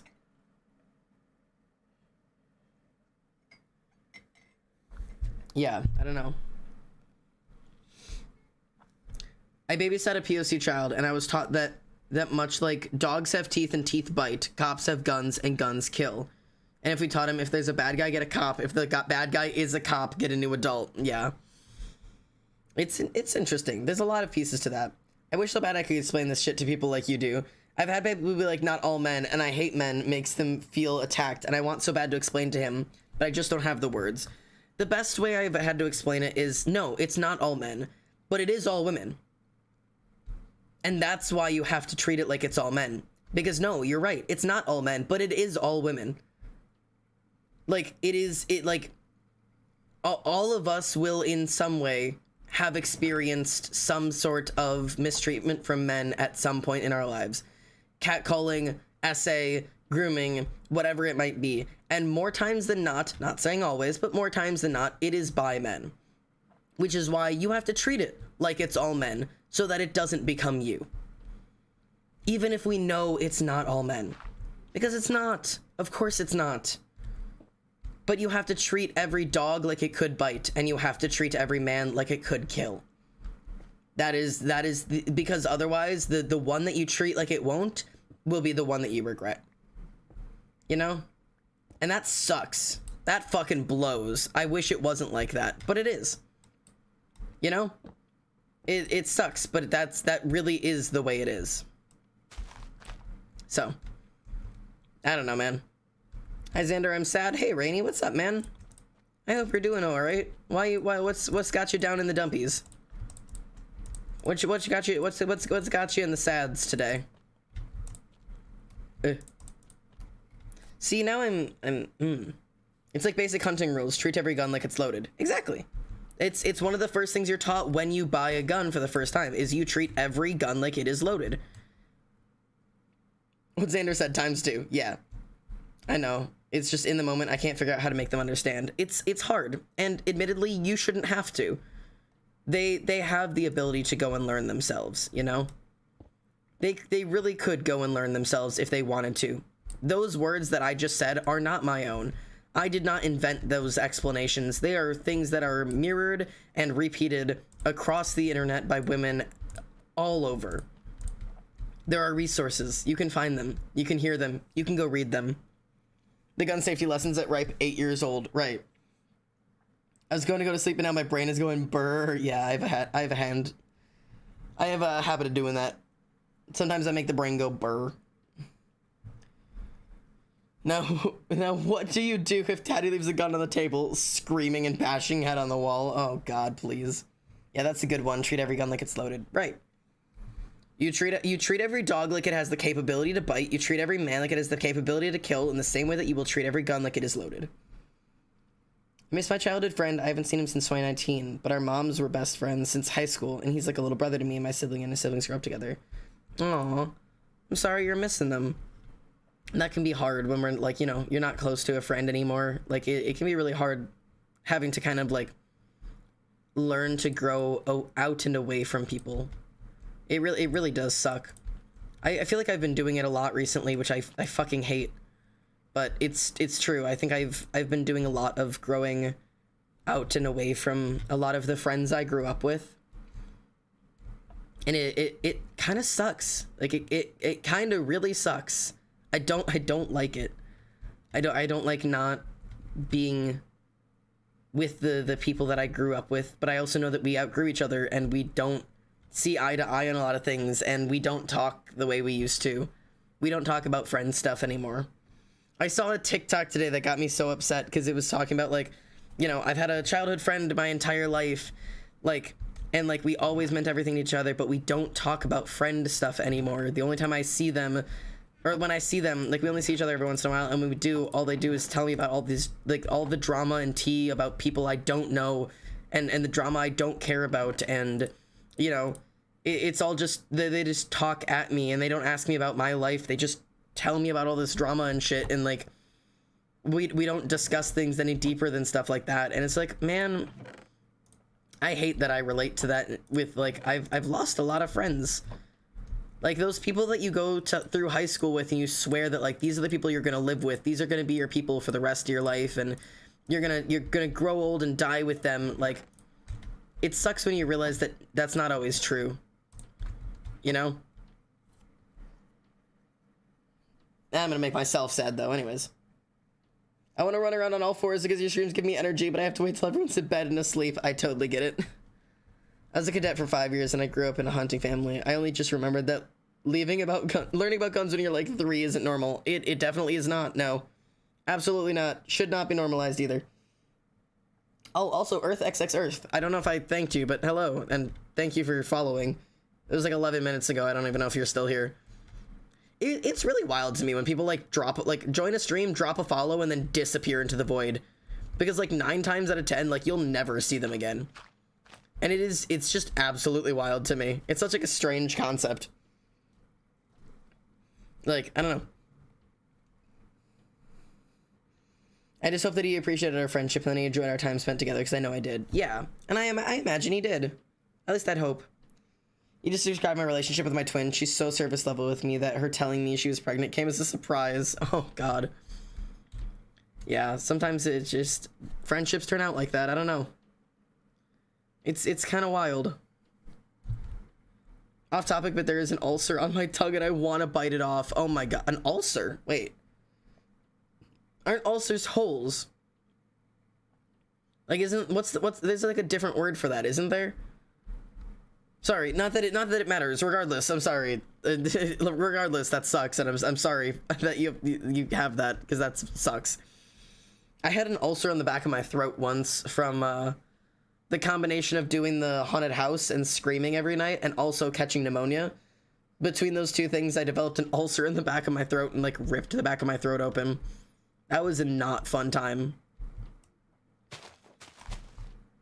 Canker sore? No, canker sores are, like, on your lips. That's different. There's, like, a different name for that, but it also doesn't matter if there is a different name for it. My brain immediately goes to, like medical thoughts, and my brain's like, ulcer. No, ulcer is hole, not hole. You can't bite off a hole. And I'm like, it could just be that. Tongue ulcers are a thing? Okay. I don't know. I don't know everything. It kind of is a hole? Oh dear. Oh no. Yeah, I see that happens a lot weirdly. They just disappear into the void. Yeah. I'm trying to decide, do I do, like, overhangs? Because, like, I want to be able to walk out here when it's raining, but I can't do that if it's fucking raining because, you know, like you know what I mean? Like, because it's raining, so I want to have, like, an overhang so that I can be safe out here. But also, I want to be able to fly. So I don't know how far I want the overhang to go out. Or I could always just, like, fly off of it and then, like, shoot up. Also, I don't know if I want to keep this grass. I think I've started considering I might change my mind. And I want it to go out further. Like, I want to make this, like, this arch out further. What version of Deviltown is this? Because it's so different, I like it. I'm pretty sure that was just Cave Town. Like, Deviltown. Or Cave Town? Deviltown? I don't... Let me click back. Nope, no. Yeah, this is just Cave Town's Deviltown. It's just the normal Deviltown song. That's just the normal Deviltown. I call every wound an ouchie. So true. I want to rip my skin off sometimes, and you say, silly little intrusive thought. I'll get a new tattoo and chat. Night, or I'll get a new tattoo and you'll stop, and now I have 7 tattoos. Yeah. Like, it's, I don't know. And you know what's funny is, like, there's been a lot of conversation. Oh, glow in the dark trees.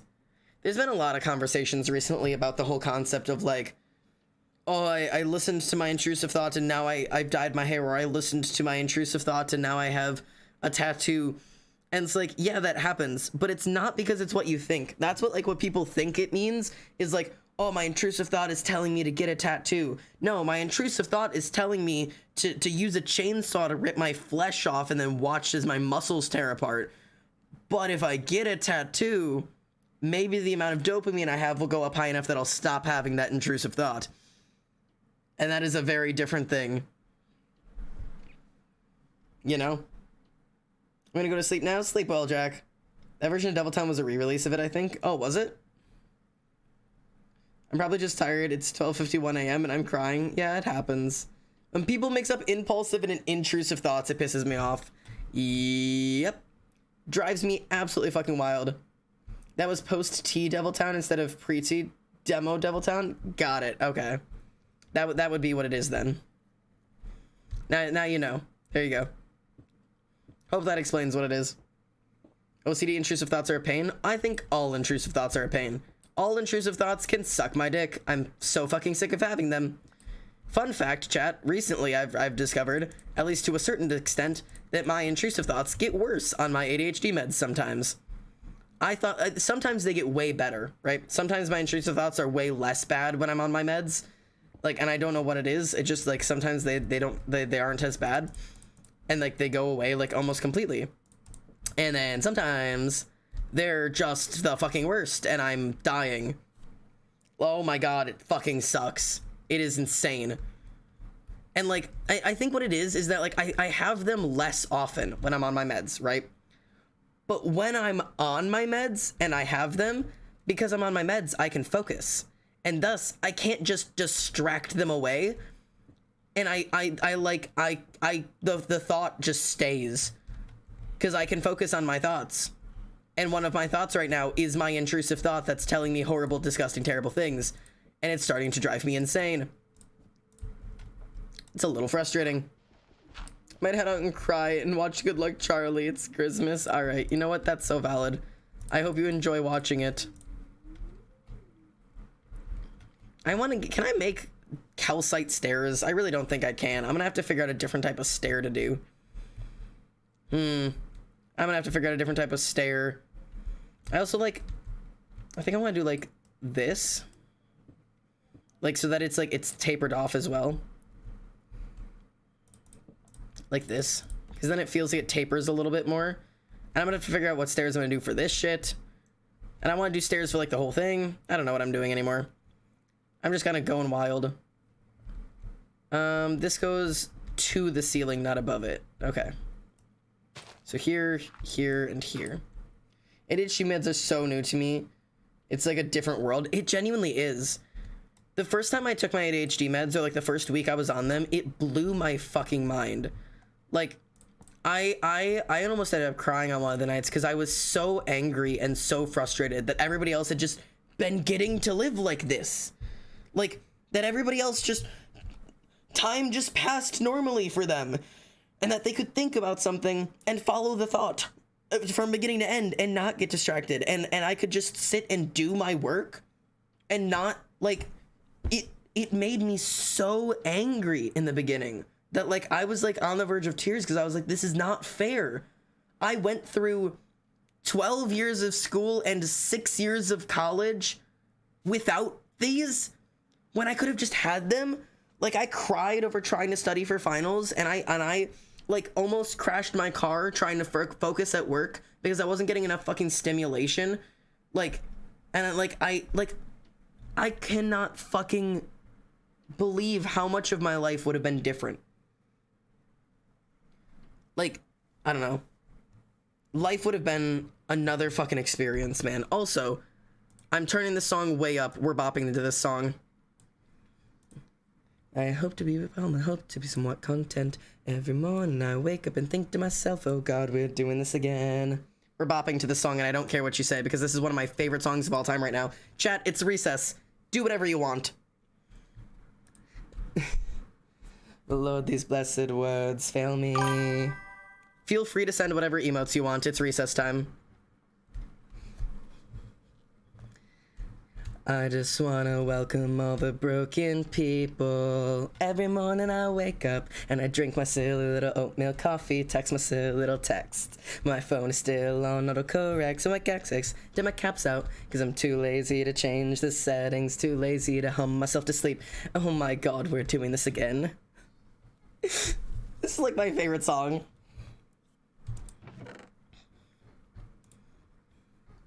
I hope to be a eclectic, go lucky, young, upstart, and plucky, anatomically correct, beating heart of the party, and I can be your Vina Kova, pumping small talk between your trauma while the red stains your new carpet. Every morning I wake up and I drink my silly little oatmeal coffee and I text my silly little text, and my phone is still on autocorrect, so I backspace, dip my caps out, cause I'm too lazy to change the settings, too lazy to hum myself to sleep. Oh my god, we're doing this again. Every sunrise, every street sign, every goodbye, every moonbeam, every fever dream. Every sunrise, every street sign, every goodbye, every moonbeam, every fever dream. Wouldn't you like to be happy? Wouldn't you like to go outside for a change? And I don't mean embody, I mean embody, I mean embody.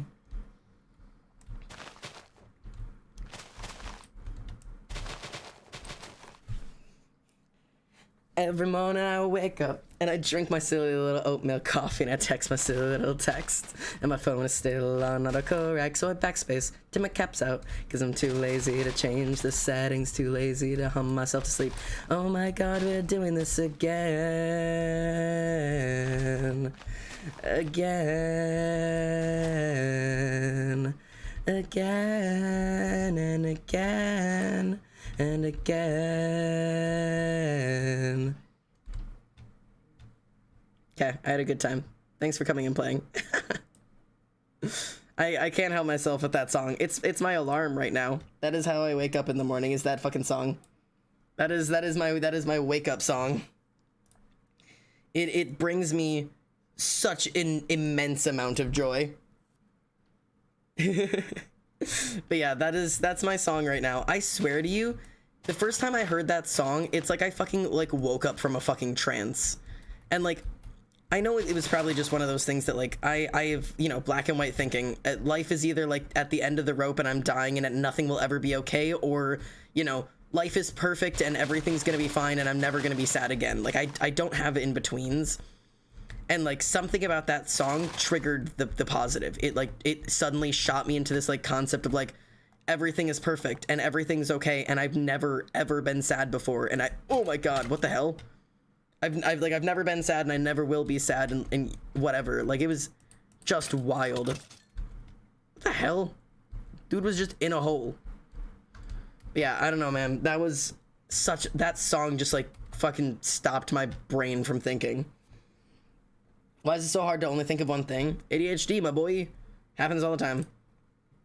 Bears and Trees is epic. That was my first Bears and Trees song. So genuine. That was the first song I had ever heard of Bears and Trees. I hadn't ever heard of them before. And I came across that song and I was like, whoa.